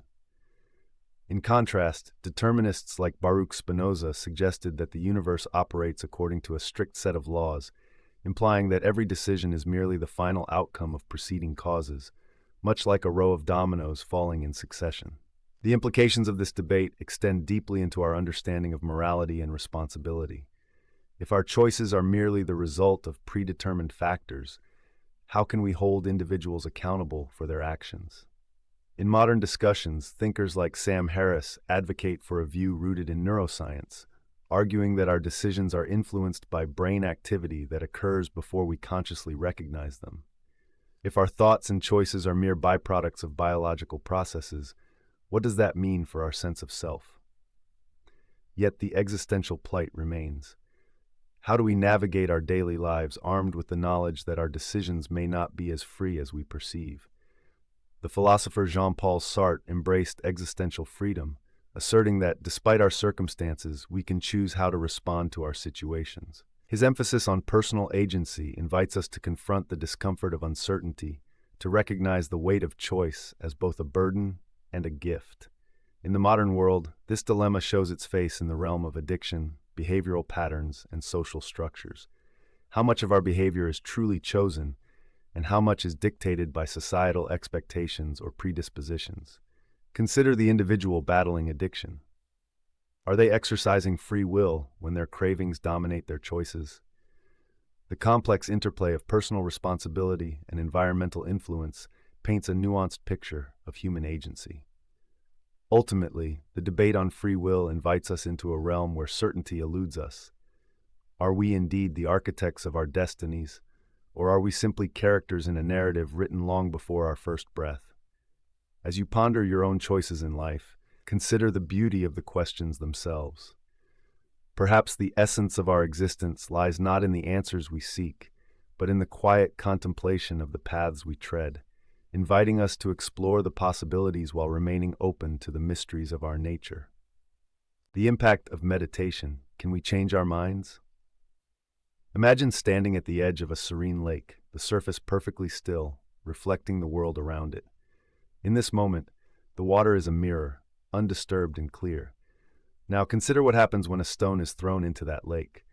The once tranquil surface ripples, distorting the reflection and creating waves that spread outward, altering the calmness. This simple act invites us to ponder a deeper question. Can we, like that lake, change the ripples of our own minds through meditation? Meditation, often celebrated for its calming effects, also poses a philosophical dilemma about the nature of change and self-perception. If we view our minds as complex systems shaped by thoughts, experiences, and emotions, can intentional practices like meditation truly restructure these fundamental aspects of ourselves? Or do we merely learn to navigate them more gracefully? Philosopher John Locke famously proposed that personal identity is tied to consciousness and memory. We are, in essence, the sum of our experiences. If meditation helps us cultivate awareness and mindfulness, does it allow us to edit our memories and reshape our identities? Alternatively, existentialist thinkers like Jean-Paul Sartre contend that we are condemned to be free. You are defined by your choices and actions in every moment. Thus, even through meditation, one cannot become fundamentally different. Rather, one discovers deeper layers of the self. In modern life, the relevance of this dilemma is profound. As we wrestle with stress, anxiety, and the fast pace of change, meditation offers a pathway to inner stillness. Studies show that regular practice can alter brain structure and function, potentially enhancing our ability to cope with emotions and develop compassion. Yet, as we observe these benefits unfolding, we must question, are we truly changing our core selves, or is it merely our perspective that shifts? Consider the mindfulness movement, where meditation has become a tool for personal development. Here it acts as a lens through which we can examine our thoughts and reactions. Yet, some critics argue it risks oversimplifying and commodifying a rich, philosophical practice into a mere self-help trend. If meditation merely provides a temporary respite rather than lasting transformation, are we falling into the trap of seeking superficial change rather than confronting our deeper struggles? As we breathe and reflect, we are drawn into a mystical dance between understanding and intention. Can we change our minds, or do we merely learn to embrace who we are at this very moment? It's a delicate balance, where meditation becomes both a tool for self-exploration and a sanctuary for acceptance. The journey involves recognizing the complexities of our thoughts, while remaining open to the possibility of growth. In this swirling exploration of the mind, the question lingers. As we engage with the depths of ourselves through meditation, do we create new ripples that genuinely reshape our identity, or simply learn to observe the waters of our consciousness with greater clarity? Each moment offers an invitation to reflect, ponder, and ultimately embrace this beautiful uncertainty within ourselves. The search for extraterrestrial life. What if we're not alone? Imagine a clear night sky, stars twinkling like distant candles, each one a sun to its own potential planets. Suddenly, a signal interrupts the serene silence. An alien message of indiscernible origin begins to decode itself in our comprehension. What would we feel? Astonishment, fear, or perhaps a profound sense of connection? The question then arises, what does this revelation mean for our understanding of existence and our place in the cosmos? If we are not alone, how does it alter our view of life, both human and extraterrestrial? The search for extraterrestrial life not only fascinates scientists, but also stirs deep philosophical inquiries. Thinkers like René Descartes and Blaise Pascal grappled with questions of existence and the nature of the universe long before our modern probes reached beyond the celestial sphere. Descartes, with his emphasis on reason as the foundation of knowledge, might argue that the existence of extraterrestrial life could deepen our understanding of existence itself. If we are to accept rationality as a guiding principle, then encountering other sentient beings forces us to reassess our unique position in the universe and our understanding of consciousness. On the other hand, the philosopher David Hume might remind us of the limits of our perception, cautioning against jumping to conclusions influenced by our wonderment. Hume encourages skepticism. He would suggest that just because we yearn for companionship beyond Earth doesn't mean such beings exist. Our longing could be steeped in our desire to feel significant in a seemingly cold universe. His empiricism invites us to reflect on our evidence. Can we truly claim expertise on the cosmos without concrete encounters? In today's context, the discovery of exoplanets and the enigmatic signals from deep space reignites the question of life beyond Earth. Organizations like SETI, Search for Extraterrestrial Intelligence, are tirelessly scanning the skies, much like explorers of yore setting sail into uncharted waters. This relentless pursuit showcases a fundamental aspect of human nature, the need to understand our world and our existence. But as we reach further into the cosmos, we must confront emotional and existential dilemmas, such as whether contact with extraterrestrial beings would validate our beliefs or perhaps lead to disillusionment about our own purpose. Moreover, the question speaks to ethical considerations. If we find intelligent life, do we have a moral obligation to engage, to protect, or to dominate? Philosophers like Peter Singer advocate for an ethics that extends beyond humanity. If intelligence can be defined in various forms, should we not apply our moral frameworks to other sentient beings as well? As we ponder these dilemmas, we find ourselves at the threshold of profound meaning.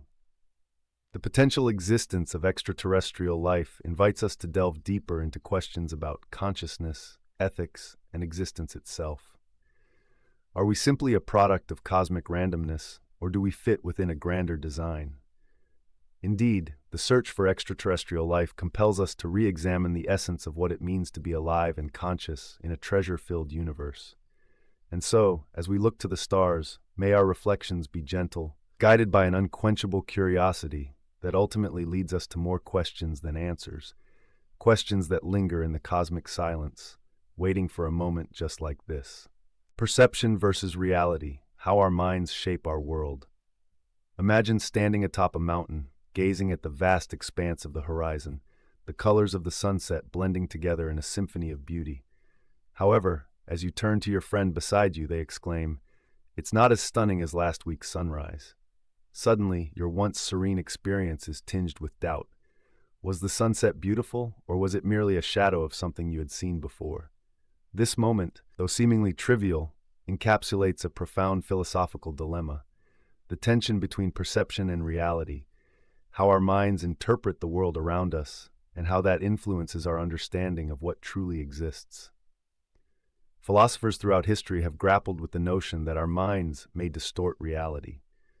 Plato speaks through the allegory of the cave, suggesting that humans often mistake shadows on a wall for the real objects casting them.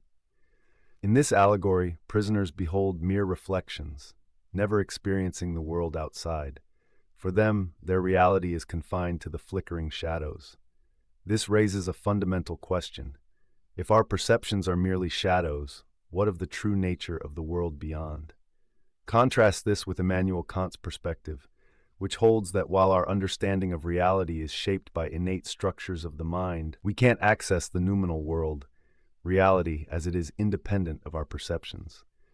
To Kant, our knowledge is limited to the phenomena or appearances shaped by our sensory experiences.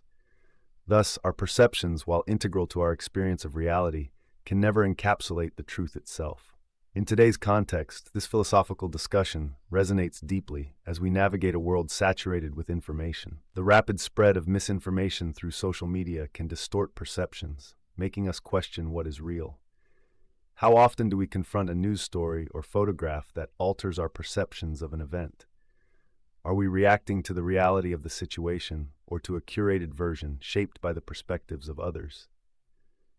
Moreover, the rise of virtual and augmented realities presents even more complex dilemmas. When donning a VR headset, we enter worlds that, though artificial, can evoke genuine emotions and experiences. It raises the question, is our enjoyment of these virtual experiences less valid than our experiences in the tangible world? If our minds can create convincing realities, do they hold the same value as what we deem real? As you reflect on your own experiences, consider how your perceptions shape your understanding of reality. Do you trust your senses, or do you question the narratives that arise from them? The interplay between perception and reality is a dance, a delicate balance between what is seen, felt, and understood. Perhaps the journey will not yield a definitive answer, but instead open spaces for deeper inquiry and introspection. In a world shaped by myriad perspectives, how do you define what is real? This question lingers, inviting you to explore the essence of your own understanding. The nature of love, a chemical reaction, or something more. Imagine standing on a beach, waves lapping at your feet as you watch the sunset paint the sky in hues of orange and pink. Suddenly, a thought strikes you. What if all those feelings coursing through your heart, affection, longing, joy, are just the results of chemical reactions in your brain? Is love merely a concoction of dopamine, oxytocin, and serotonin, or does it transcend these biological impulses and touch something deeper within our souls?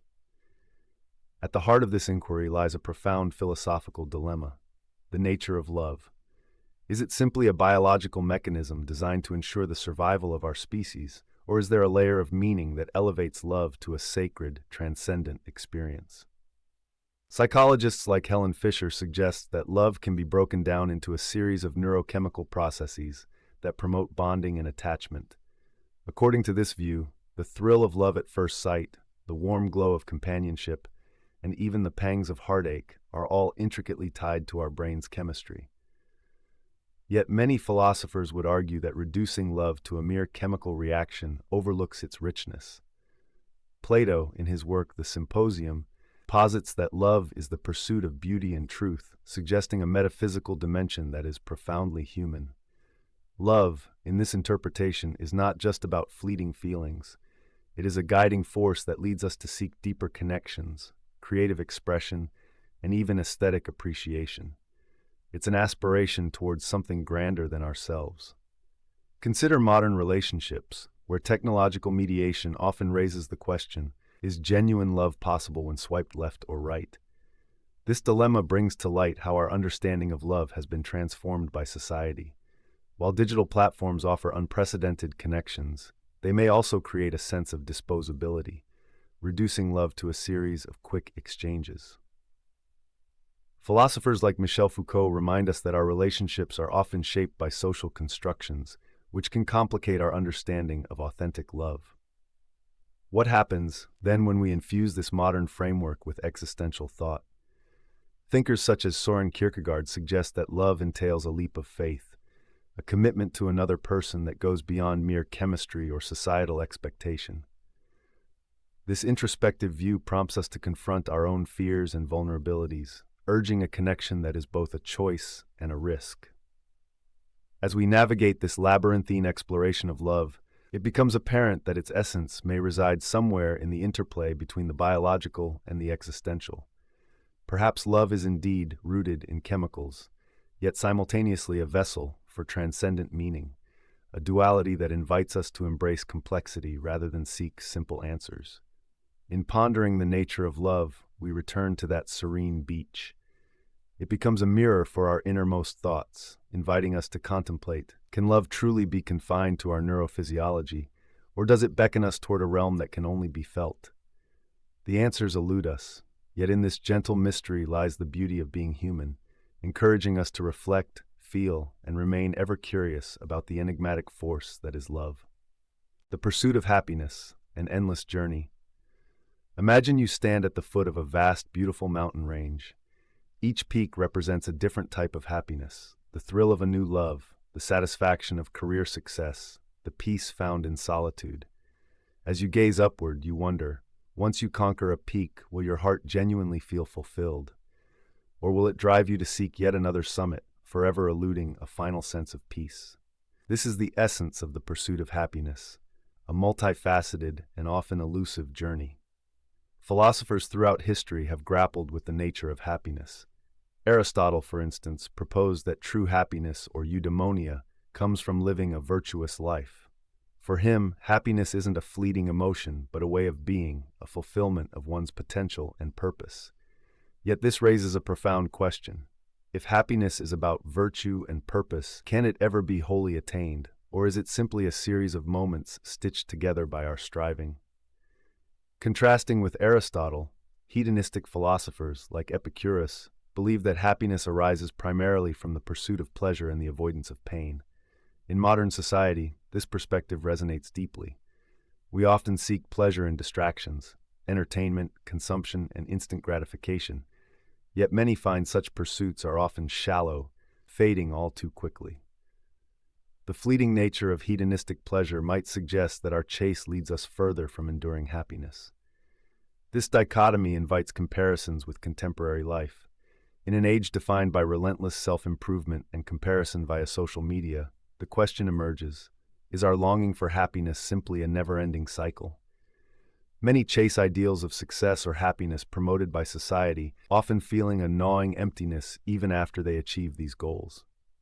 The philosopher Jean-Paul Sartre expressed a similar sentiment, suggesting that human existence is defined by our freedom to choose, but also by the weight of that choice. Freedom can lead to anxiety and a search for meaning that feels perpetually out of reach. Neuroscience further complicates our understanding, revealing that our brains aren't wired for constant happiness. Researchers highlight that our happiness often returns to a baseline level, a phenomenon known as the hedonic treadmill. This biological perspective suggests that the pursuit itself can sometimes become our greatest source of suffering, as we chase after transient peaks with the expectation of lasting joy. As we contemplate our paths, the question lingers, is happiness an unattainable ideal, a fleeting joy, or something we cultivate within? We often find ourselves wandering, questioning whether happiness exists as an endpoint or if it is woven into the very fabric of our everyday moments. Perhaps the richness of life lies in embracing this ambiguity, continually exploring the landscapes of our existence, while recognizing that the journey itself may hold more significance than the elusive destination. In the end, perhaps the pursuit of happiness is not merely about reaching peaks, but about learning to navigate the valleys and the climbs with grace. Each question invites us to ponder, what does happiness mean to you? What will you discover as you continue this endless journey? Quantum entanglement. Do we ever really disconnect? Imagine two particles, situated light years apart, seemingly isolated in the vastness of the universe. Yet the moment one of these particles is measured, the other instantaneously reacts, regardless of distance. This intimate connection invites us to ponder a profoundly intriguing question. In a universe governed by such strange connections, do we ever truly disconnect from each other and the world around us? At its heart, quantum entanglement challenges our traditional notions of separateness and independence. Philosophers like David Bohm have suggested that this phenomenon hints at a deeper underlying order in reality, a hollow movement where all particles are interconnected. This idea resonates with various philosophical traditions, including Eastern philosophies that emphasize oneness and interconnectedness. In these views, the notion of isolation becomes an illusion buried beneath layers of perception. Yet, contrasting perspectives exist. Cartesian dualism insists on a radical separation between mind and body, suggesting that our inner worlds are distinct from the external realities we inhabit. René Descartes famously argued that the mind is a non-physical substance, leading to a deep sense of separation. In a world where quantum particles can instantaneously influence one another, we might wonder how these philosophical boundaries hold up. Are we merely the products of our isolated experiences, or are we deeply woven into the fabric of reality? In the modern world, the implications of quantum entanglement extend beyond theoretical physics. Consider our online interactions, where social media creates a complex web of connections, often blurring the boundaries of personal identity. When a message travels across the globe in an instant, we might see echoes of quantum principles reflecting our interconnected lives. The digital age has brought us closer, yet arguably may also pose the threat of deepening isolation. an emotional paradox akin to the entanglement of particles. Furthermore, the ethical implications arise when considering our responsibilities towards one another. If we are indeed intertwined at a fundamental level, what does that mean for how we treat each other? Martin Buber's philosophy of dialogue emphasizes authentic relationships, suggesting that through genuine connections, we transcend isolation. Yet, in recognizing our interconnectedness, do we run the risk of becoming overwhelmed by the burdens of others' suffering? As we navigate through these thoughts, we may feel a gentle nudge toward deeper contemplation. Quantum entanglement beckons us to question the very nature of our existence. Are we ultimately disconnected, solitary beings, or are we caught in a web of relationships and influences, forever linked to others?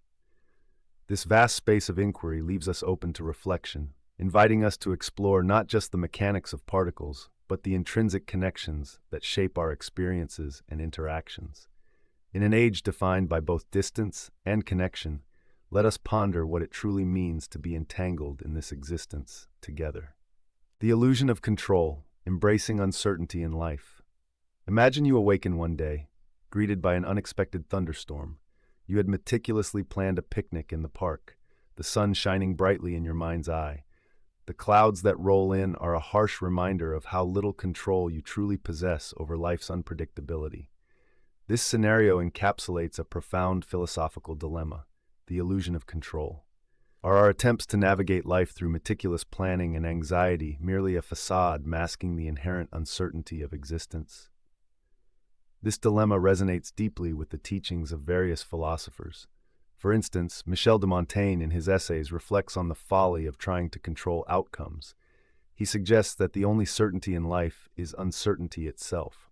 Life, after all, is a tapestry woven with threads of unpredictability. The Stoics, too, like Epictetus and Marcus Aurelius, advocate for an acceptance of what cannot be controlled. They urge us to focus on our responses to external events, rather than attempting to dictate the events themselves. Such perspectives invite us to embrace uncertainty, acknowledging that it is not fearsome, but rather an intrinsic aspect of our shared human experience. In modern life, the illusion of control manifests vividly in our relationships, careers, and personal aspirations. We often chase after goals, wanting to attain positions, relationships, or lifestyles, believing that each achievement will bestow upon us a sense of mastery over our fates. However, like the abrupt storm, unexpected challenges can render our efforts futile and instill a sense of disillusionment. The rise of anxiety in our fast-paced world often stems, paradoxically, from an intense desire for control. As philosopher Alan Watts posited, trying to grasp the universe too tightly can lead to a suffusing sense of chaos. Yet, embracing uncertainty does not entail resignation or passivity. Rather, it opens a doorway to resilience and adaptability. The philosopher Søren Kierkegaard spoke of angst, a profound recognition of our limitations and the existential weight of choice.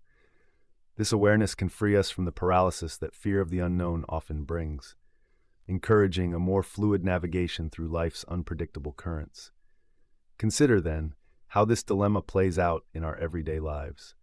How often do we cling to plans, convinced that we can forge our own path, only to be met with unexpected turns that shape our journey? Learning to let go, to adapt our sails rather than fix our rudder, can transform the storms we face into opportunities for growth. As you reflect on this, ponder, what if the beauty of life lies not in controlling its trajectory, but in exploring the unknown with a sense of curiosity and openness? The very uncertainty that we strive to avoid may hold the keys to deeper understanding and richer experiences. So as you stand beneath rain-drenched skies, consider how you might embrace the unpredictable nature of existence. What wisdom might unfold if you began to see uncertainty not as a burden, but as an invitation to engage with life more fully. The ethics of AI, machines with morality. Imagine a world where a self-driving car encounters a sudden obstacle. Faced with a split-second decision, it must choose between swerving into a wall, risking the life of its occupant, or continuing straight and putting a pedestrian in harm's way. Who should bear the moral weight of this choice? In such moments, the ethical implications of artificial intelligence can feel overwhelmingly heavy. How do we determine what is right when machines are tasked with making decisions that could affect human lives? This is the essence of the ethical dilemma surrounding AI. Do machines have the capacity for morality? To explore this question, we must journey through diverse philosophical perspectives. On one side, utilitarianism, championed by thinkers like Jeremy Bentham and John Stuart Mill, argues that the morality of an action is determined by its consequences. If an AI makes its decisions based on maximizing overall happiness, say choosing the option that results in fewer deaths, can we consider it morally sound? If a machine can analyze vast datasets and predict the outcomes of decisions far better than humans, could it possibly be more ethical? Yet, contrasting this utilitarian vision is the deontological perspective, which emphasizes the importance of duty and intention. Immanuel Kant famously argued that morality stems from rationality and adherence to moral law, asserting that actions are only ethical if they are guided by a sense of duty, not merely outcomes. From this viewpoint, can we truly claim that an AI possesses moral agency if it lacks the capacity for ethical reasoning and emotional understanding? It follows a programmed set of algorithms without deliberation or genuine intent, like a ship without a captain. But beyond abstract theory, let's ground our exploration in the modern world. We already see AI permeating our lives through algorithms, deciding everything from medical diagnoses to job applications. Each of these decisions carries ethical implications that ripple through society. Recent controversies surrounding AI and bias remind us that even well-intentioned algorithms can propagate systemic injustices. The question lingers: as we entrust more decisions to machines, should we also imbue them with our ethical frameworks? Furthermore, this dilemma raises profound questions about responsibility. If a self-driving car is involved in a fatal accident, who is held accountable? Is it the manufacturer, the programmer, or the owner who entrusts their safety to a machine? In our quest to integrate AI into our daily lives, we must carefully consider who bears the moral responsibility for its judgments. As we contemplate AI's capacity for morality, we confront the humbling realization that our own ethics may require re-examination. In a world increasingly shaped by technology, it becomes crucial to reflect on our moral frameworks and consider how they ought to extend to non-human agents. Are we prepared to accept that machines, lacking in consciousness and empathy, might still play a role in ethical decision-making? Ultimately, the question lingers: will machines ever have morality, or will they merely reflect the complexities of our own? This journey into the ethics of artificial intelligence invites us to think, to wonder, and to ponder our collective future as we navigate a world where technology and morality intersect. Technology and humanity, are we enhancing or eroding our humanity? Imagine waking up each day in a world seamlessly intertwined with technology. Your morning begins by rolling over to check your smartphone, receiving notifications about friends' lives, global events, and even personal health updates. As you move through your day, you interact with smart devices that anticipate your needs and desires, offering convenience at every turn. While this sounds like a dream, it prompts a subtle yet profound question. In our quest for convenience, are we enhancing our humanity or slowly eroding the very qualities that make us human? This dilemma tugs at our collective consciousness, echoing through the works of philosophers such as Martin Heidegger, who warned of the dangers of technology consuming our lived experience.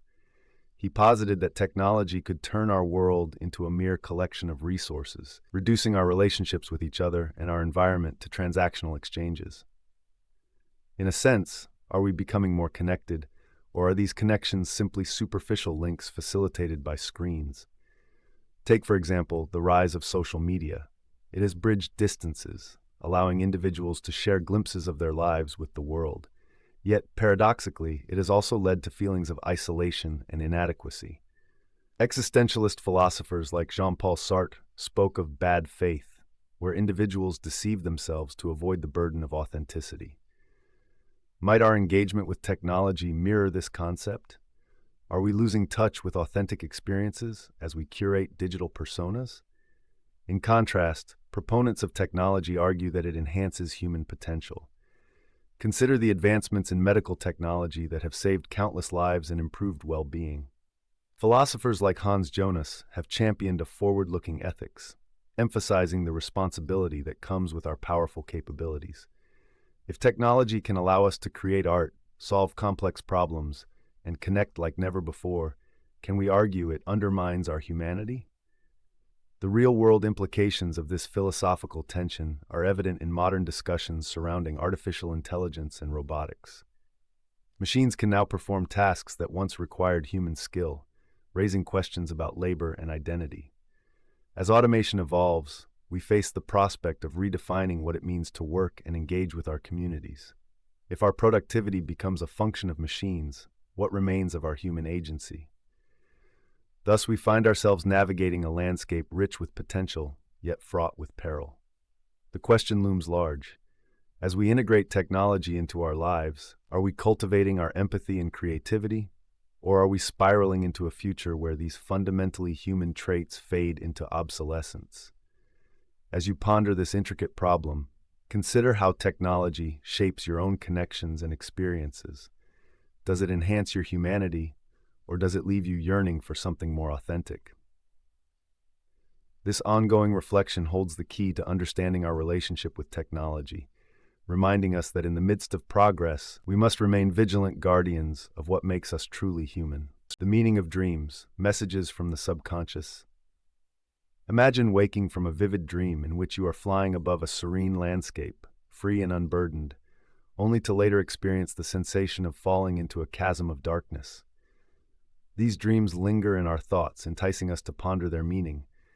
Are they mere reflections of our subconscious, or are they profound messages, whispers from parts of ourselves we often ignore? The philosophical inquiry into dreams reaches back to ancient civilizations. In Plato's worldview, dreams were glimpses into a realm of forms, illuminating truths beyond our waking perception. Freud, the father of psychoanalysis, took a radical turn, suggesting that dreams serve as the royal road to the unconscious, revealing hidden desires and repressed fears. He proposed that our dreams are a tapestry woven from the threads of our daily experiences, personal conflicts, and unresolved issues. Yet, what do we do with these fragments of nightly narratives? Contrasting with Freud, Carl Jung envisaged dreams as more than personal artifacts.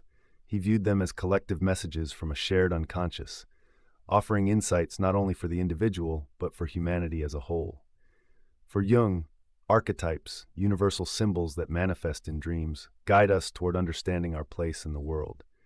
So, are our dreams simply self-generated content, or do they reflect a cosmic dialogue between the individual and the collective? In modern times, dream interpretation continues to weave itself into our collective mindfulness practices. Many people turn to dreams for guidance, using them as reflective mirrors to illuminate their waking lives. Yet, in a world where scientific rationality often trumps metaphysical inquiry, can we afford to dismiss the significance of these night visions? With a clinical lens, neuroscientists like Matthew Walker argue that dreams serve crucial functions, consolidating memories, problem-solving, emotional regulation, but they stop short of addressing the deeper questions of meaning. The current societal obsession with self-improvement might lead us to consider dreams merely as tools for self-discovery. However, if we limit dreams to functional interpretations, do we risk overlooking their rich symbolism and the creativity they inspire? In an age characterized by haste and distraction, dreams beckon us to slow down, to reflect, and to inquire about our innermost selves. As we close this exploration of dreams and their elusive meanings, we find ourselves at a threshold of uncertainty. Are dreams significant messengers from the depths of our subconscious, nudging us toward insights we might not otherwise confront? Or are they simply byproducts of a restless mind, unwinding from the day's events? Perhaps the journey lies not in finding a single answer, but in embracing the wonder of curiosity each dream invokes, inviting us night after night to continue our inner dialogue. Where do your dreams lead you? Consciousness, a mystery we can't quite define. Imagine waking up one morning, looking out at the world, and suddenly pondering, what is it that makes me aware of my own thoughts, feelings, and existence? What is consciousness, and why does it seem so elusive? Every day, we navigate our lives guided by an inner light, the sense of being, thinking, and feeling. Yet when we try to grasp the essence of consciousness, it seems to slip away, like trying to catch smoke with our bare hands. The mystery of consciousness has perplexed philosophers, scientists, and thinkers for centuries. Descartes famously proclaimed, "Cogito ergo sum," I think, therefore I am, proposing that self-awareness is the cornerstone of existence. Yet, what does it truly mean to think, to be acutely aware of thoughts and experiences? To Descartes, consciousness was a distinct entity, yet other philosophers, such as David Hume, suggested that the self is merely a collection of perceptions passing through our minds, devoid of stable identity. In the 20th century, Gilbert Ryle challenged traditional views, coining the term "the ghost in the machine" to critique the dualist separation of mind and body. Ryle argued that consciousness might be better understood as a performance, observable behavior, rather than an inner essence. This behavioral perspective reshaped debates about what it means to be conscious, prompting questions about whether machines could ever achieve a form of consciousness. Modern cognitive science, too, wrestles with this enigma. Theories range from physicalism, which posits that consciousness emerges from brain activity, to panpsychism, which suggests that consciousness is a fundamental aspect of all matter. Philosophers like Daniel Dennett advocate for a pragmatic understanding of consciousness as a narrative we construct about our experiences, an interpretation grounded in our biological processes rather than a metaphysical realm. Yet, the implications of these theories stretch deep into our daily lives. As technology evolves, we face the fascinating prospect of artificial intelligence possibly mimicking aspects of human consciousness. With bots capable of learning and processing information, we ponder, can a machine ever truly feel or possess self-awareness? Or is it simply the clever imitation of human-like responses, devoid of any genuine inner experience? The quest for understanding consciousness, while intellectually stimulating, leaves us with more questions than answers. What is it that grants us a sense of subjective experience? Is consciousness merely a byproduct of complex neuronal networks, or is there something more profound, a thread that connects us to the fabric of existence itself? As we delve into the depths of what it means to be conscious, we find ourselves on an endless journey of exploration. We may never fully grasp the nature of consciousness, but perhaps the beauty lies in the mystery itself. So as you reflect on your own experiences, ponder this. What does being conscious mean to you? And how does that shape your understanding of yourself and the world? Embrace the questions, and let your curiosity be your guide. The butterfly effect, small actions with vast impacts. Imagine a young woman sailing through her daily routine. She notices a fleeting moment, a butterfly lightly landing on a flower as she walks past. In that very instant, a nearby storm system begins to shift ever so slightly. Unbeknownst to her, that delicate flap of wings may cascade into a series of events that results in a hurricane thousands of miles away. This thought leads us into the profound philosophical terrain known as the butterfly effect, which posits that small causes can lead to vastly different effects. But what does this mean for our lives and our decisions? Rooted in chaos theory and popularized by meteorologist Edward Lorenz, the butterfly effect challenges us to reflect on the interconnectedness of our actions. Just as a single butterfly's wings can influence the weather across the globe, our seemingly trivial decisions may ripple outward, shaping destinies beyond our imagination. This intimate connection among all elements of the universe ignites a philosophical dilemma. Should we acknowledge the weight of our choices? Or do such ideas lead us to paralysis in action, fearing the consequences of every small decision we make? In exploring this dilemma, contrasting perspectives emerge. Determinists, like the French philosopher Baruch Spinoza, argue that all events, including our actions, are determined by prior causes. If everything is predestined, does the butterfly effect even matter? If my decision to smile at a stranger is simply a product of my environment, does it carry the potential weight we often ascribe to it? In this view, the vast impact of small actions can feel futile, as we become mere players in a predetermined tapestry. Conversely, proponents of existentialism, like Jean-Paul Sartre, suggest that humans create their own meaning within an indifferent universe. According to Sartre, every decision, no matter how small, bears significance because it contributes to the construction of our identities. The butterfly effect, then, becomes a poignant reminder that our actions shape both who we are and the world around us. By embracing this perspective, we cultivate a sense of agency and responsibility, recognizing that our choices, however minute, possess a power to influence others. In the modern world, we witness the butterfly effect unfolding in myriad ways. Social media amplifies even the subtlest of human interactions, turning a simple act of kindness into a viral sensation or a moment of hurt into a widespread movement. The impact of our words can travel across oceans and cultures, much like Lorenz's theoretical butterfly. As we navigate this interconnected landscape, the responsibility of our choices weighs heavier than ever. So as you reflect on the butterfly effect, consider the profound implications of your daily decisions. Each smile, each word, and each moment of kindness may create echoes far beyond what you can see. Will this knowledge empower you to act, or will the enormity of potential consequences leave you hesitant? The journey of introspection continues, inviting you to ponder the vast possibilities that lie within each small action that you take. The concept of time travel, possibility or fantasy. Imagine standing at a crossroads where the air is thick with possibility. One path leads to the past, where you might witness historic events, share a moment with a loved one once lost, or perhaps even change the course of your own life. The other path stretches into the future, where curiosity piques your interest in the realms of technology, societal evolution, and the mysteries yet to unfold. This alluring idea brings us to the philosophical contemplation of time travel. Is it a tangible possibility, or merely a figment of our imagination? Philosophers have long debated the nature of time, from Aristotle's notion of time as a measure of change to Immanuel Kant's view that time is a mental construct shaping our experience of reality. Time isn't seen uniformly across cultures and perceptions. For some, it flows linearly, while for others, it is cyclical, a continuous return. The question remains, if time as we know it is flexible, where does that leave us with the notion of traveling through it? One notable theory is the concept of space-time, proposed by Albert Einstein, which suggests time and space are intertwined. Traveling through one could alter the other. This has fascinated many, inspiring stories of wormholes and time machines, ideas that, while intriguing, teeter on the edge of scientific possibility and fantastical fiction.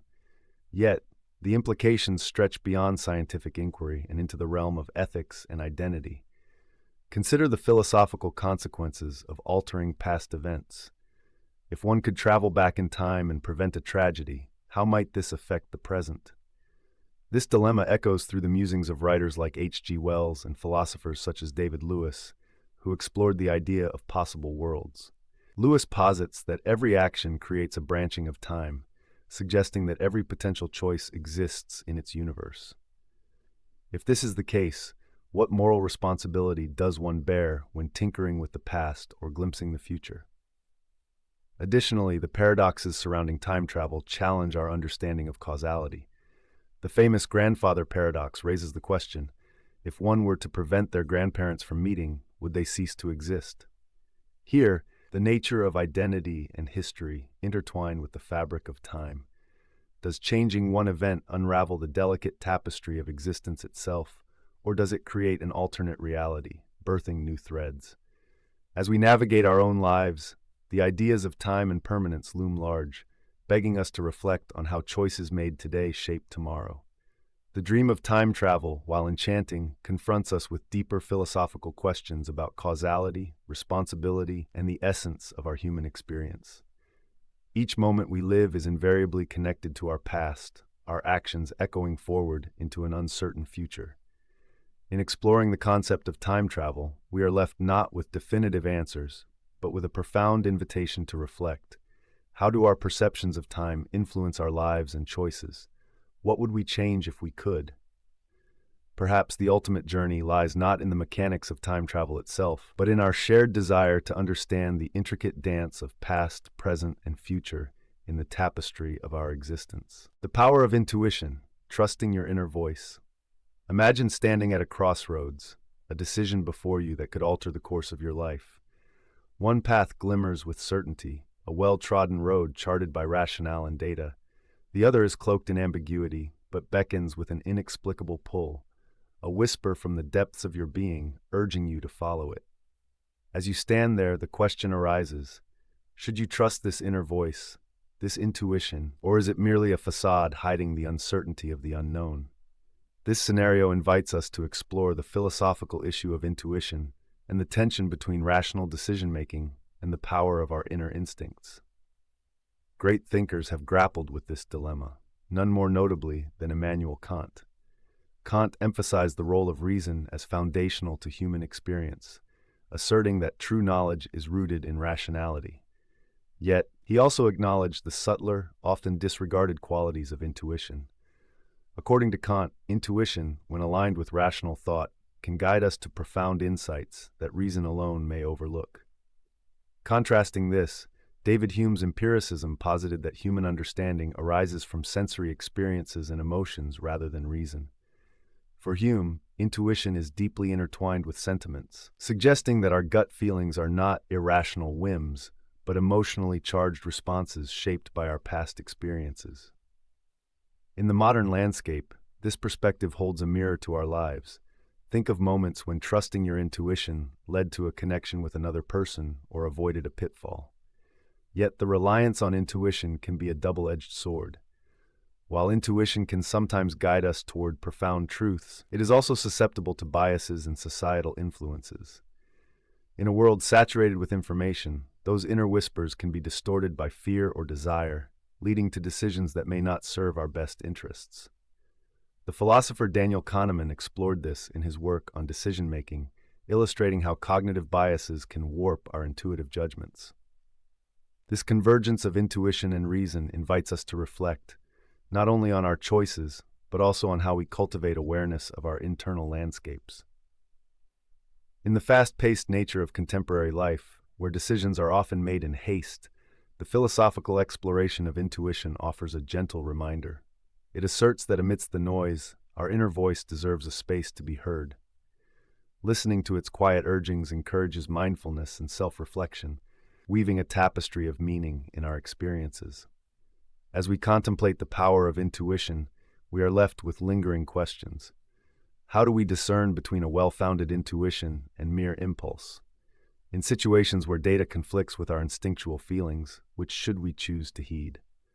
The full potential of intuition remains a mystery, inviting each of us into a dance of trust and inquiry, echoing a timeless truth. Perhaps the answers we seek lie not just outside us, but within our very selves, waiting to be discovered. Space and connection. Are we alone in the universe?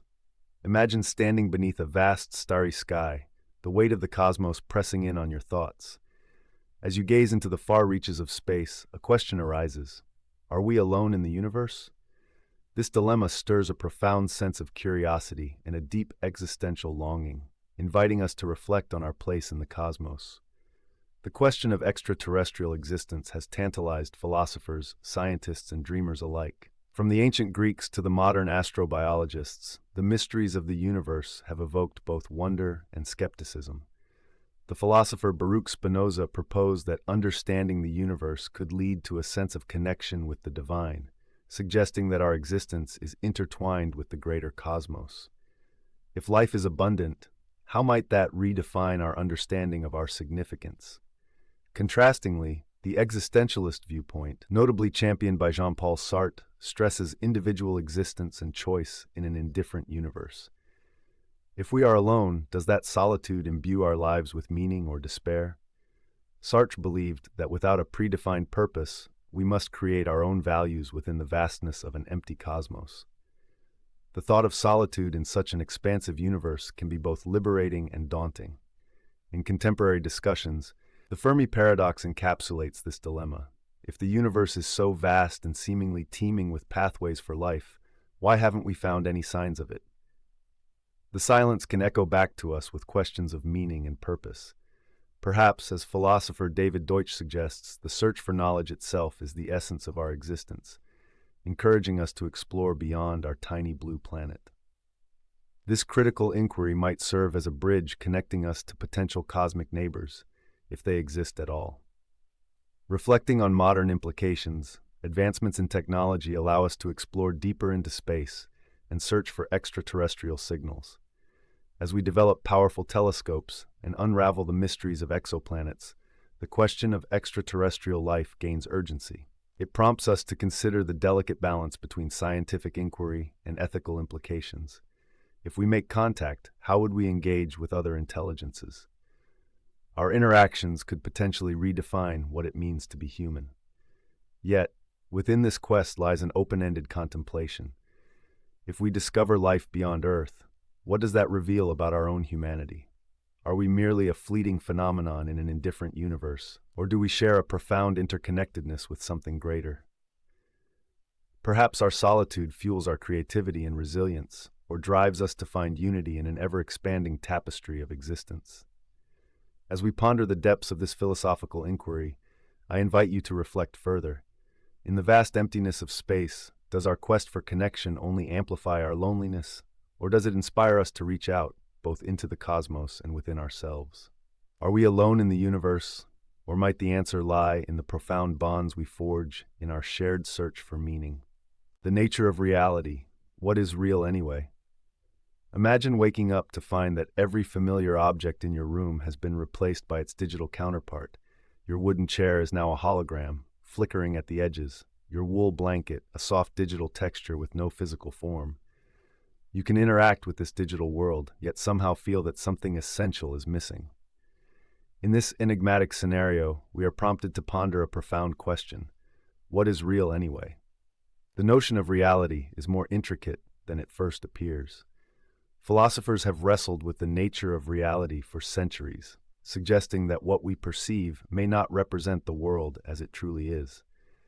René Descartes famously questioned the very foundations of reality in his Meditations. He introduced the idea of an evil demon, a hypothetical entity that could manipulate our senses, leading us to doubt everything we believe to be true. Are we, too, living in a simulation, governed by forces beyond our comprehension? Contrastingly, the empiricist view, championed by philosophers like John Locke and David Hume, suggests that our experiences and sensory information shape our understanding of what is real. Locke argued that our minds begin as a blank slate, and our perceptions gradually construct the world around us. Yet, Hume pointed out that our perceptions, though crucial, can be deceptive. What if the very fabric of reality is a mirage, influenced by personal biases and societal narratives? In today's digital age, this philosophical inquiry feels increasingly relevant. Consider social media and virtual realities that construct alternate representations of ourselves and our experiences. When we scroll through curated feeds, are we interacting with genuine portrayals of life or projections of what reality could be? The line blurs, raising questions about authenticity in our interactions. Can something be real if it feels real to us, even if it exists solely in a digital space? Moreover, the philosophical inquiry extends into the realm of neuroscience. What happens in the brain when we perceive the world around us? The concept of neuroreality suggests that our thoughts and experiences are tightly interwoven with our neurobiological processes.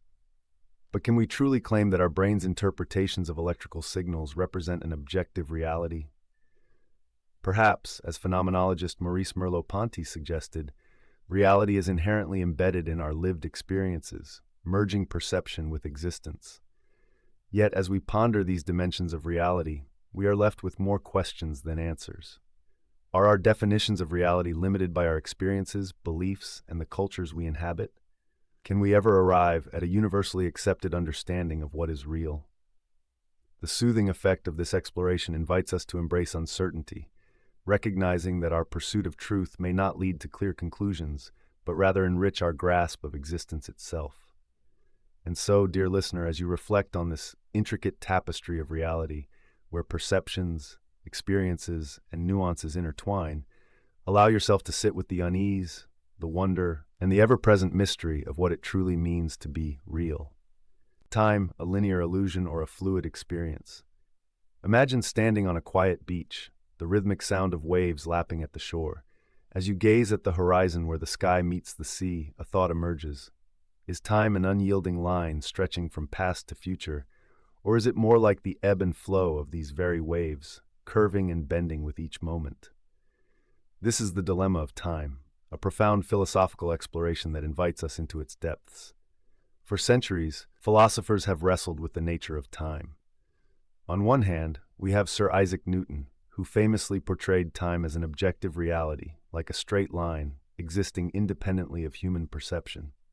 In his view, time is a constant backdrop against which events unfold, imbuing it with a sense of order and predictability. This understanding aligns with our daily experiences, where clocks govern our routines and schedules dictate our lives. However, contrasting this linear perspective is the view held by philosopher Immanuel Kant, who argued that time is not an external reality, but rather a mental construct. For Kant, our perception of time is shaped by our consciousness, suggesting that events do not exist strictly in a linear progression. Instead, time becomes a fluid experience, intricately linked to memory and anticipation. Think of a moment of joy or sorrow, how it seems to stretch or compress, altering our sense of reality. In this light, time becomes personal, coloring our experiences in profound ways. Fast forward to the modern age, where physics intertwines with philosophy. Einstein's theory of relativity revolutionized our understanding, implying that time is relative, dependent on speed and gravity. This scientific viewpoint mirrors many contemplative philosophies, suggesting that our experiences of time are as unique as our individual lives. When we share stories of our past, how often do we feel nostalgic, compressing years into a fleeting moment, or expanding instances into eternal memories? Here, the flowing nature of time resonates deeply. In a world where technology often accelerates our pace of life, the question of time's nature gains urgency. We rush, driven by deadlines, often losing sight of the present. Yet, in contemplative practices such as meditation, we find ourselves appreciating the present moment, often transcending the monotonous tick of a clock. Is our relationship to time, whether as a linear path or a flowing river, creating stress or offering tranquility? Perhaps it is in embracing both perspectives that we cultivate a deeper understanding of our existence. As you ponder these insights, consider this. Is time a strict line, guiding us through our days, or is it a fluid experience, rich with emotions and memories? Allow these questions to resonate within you. The nature of time remains an open voyage, inviting reflection and introspection, as the horizon of understanding stretches ever forward, continuously inviting exploration. The paradox of choice, freedom or overwhelm. Imagine walking into an ice cream shop on a hot summer day. The vibrant colors of countless flavors stretch out before you: chocolate, mint, strawberry, rocky road, and even exotic choices like green tea or lavender. As you gaze at this cornucopia of options, a question begins to bloom in your mind. What if making a choice here becomes as overwhelming as it is liberating? In a world brimming with freedom, could too many options lead to a sense of paralysis instead of exhilaration? This is the essence of the paradox of choice. Renowned psychologist Barry Schwartz argues that while having choices can enhance our sense of freedom and individuality, an overabundance can create anxiety, dissatisfaction, and regret. If freedom is meant to empower, does more choice dilute its very essence, leaving us lost in a sea of possibilities? Philosophers have long grappled with the nature of choice and freedom.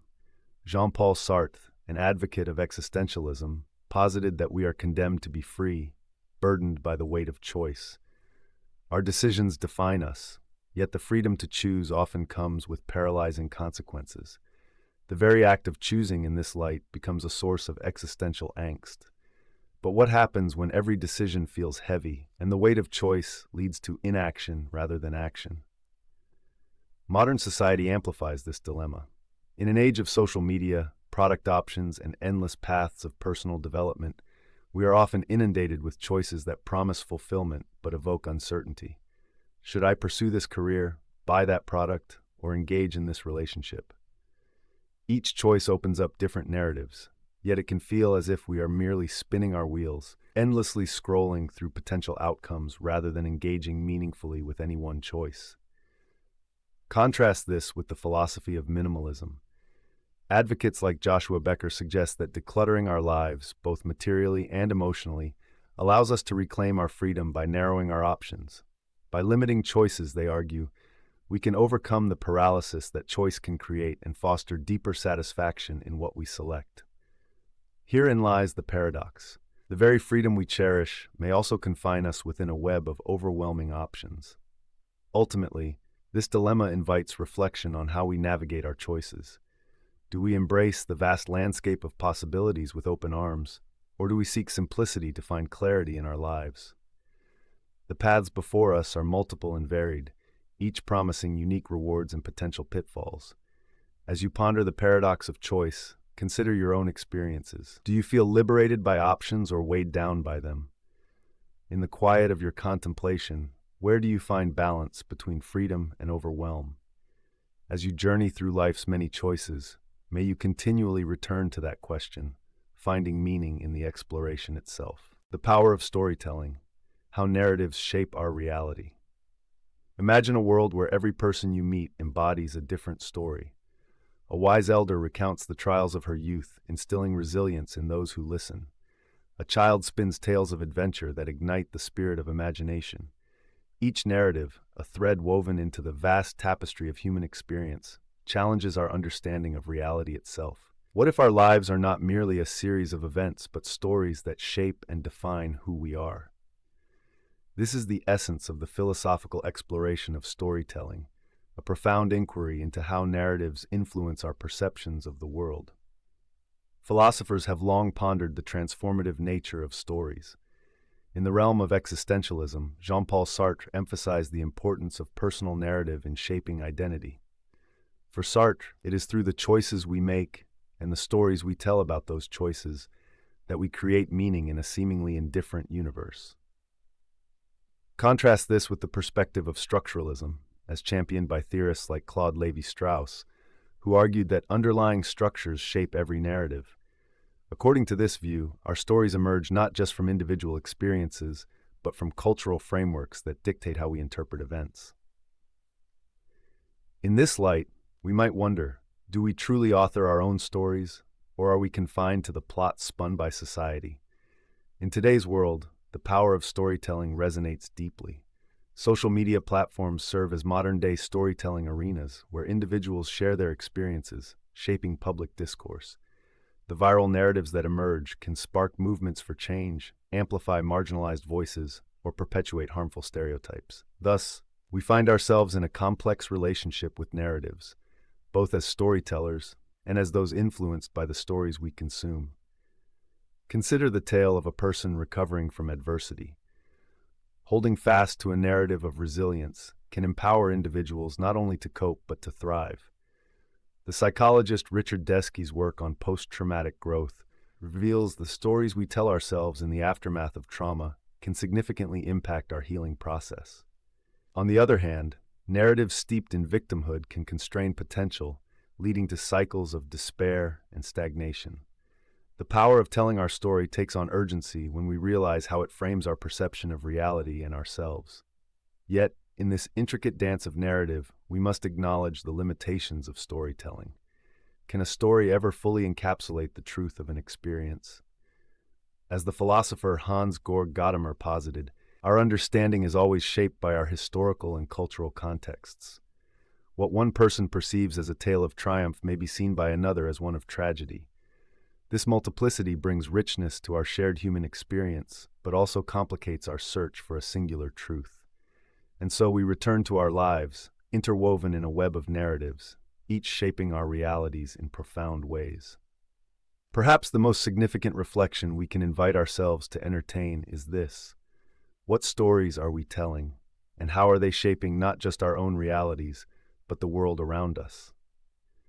As you contemplate these questions, allow the quiet spaces of your mind to linger on the narratives that hold power over your life, and consider the potential for transformation that lies within the stories yet to be told.